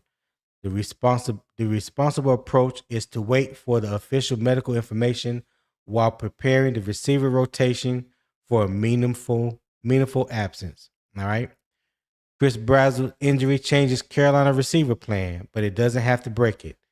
Legette now gets the first real opportunity to step into more outside work, while Metchie, Horn, Reed, Moore, Tremaine, and Washington all still have clear paths to carve out meaningful roles depending on what they show in practice and preseason action. Still, the evaluation has to stay honest and grounded in football reality.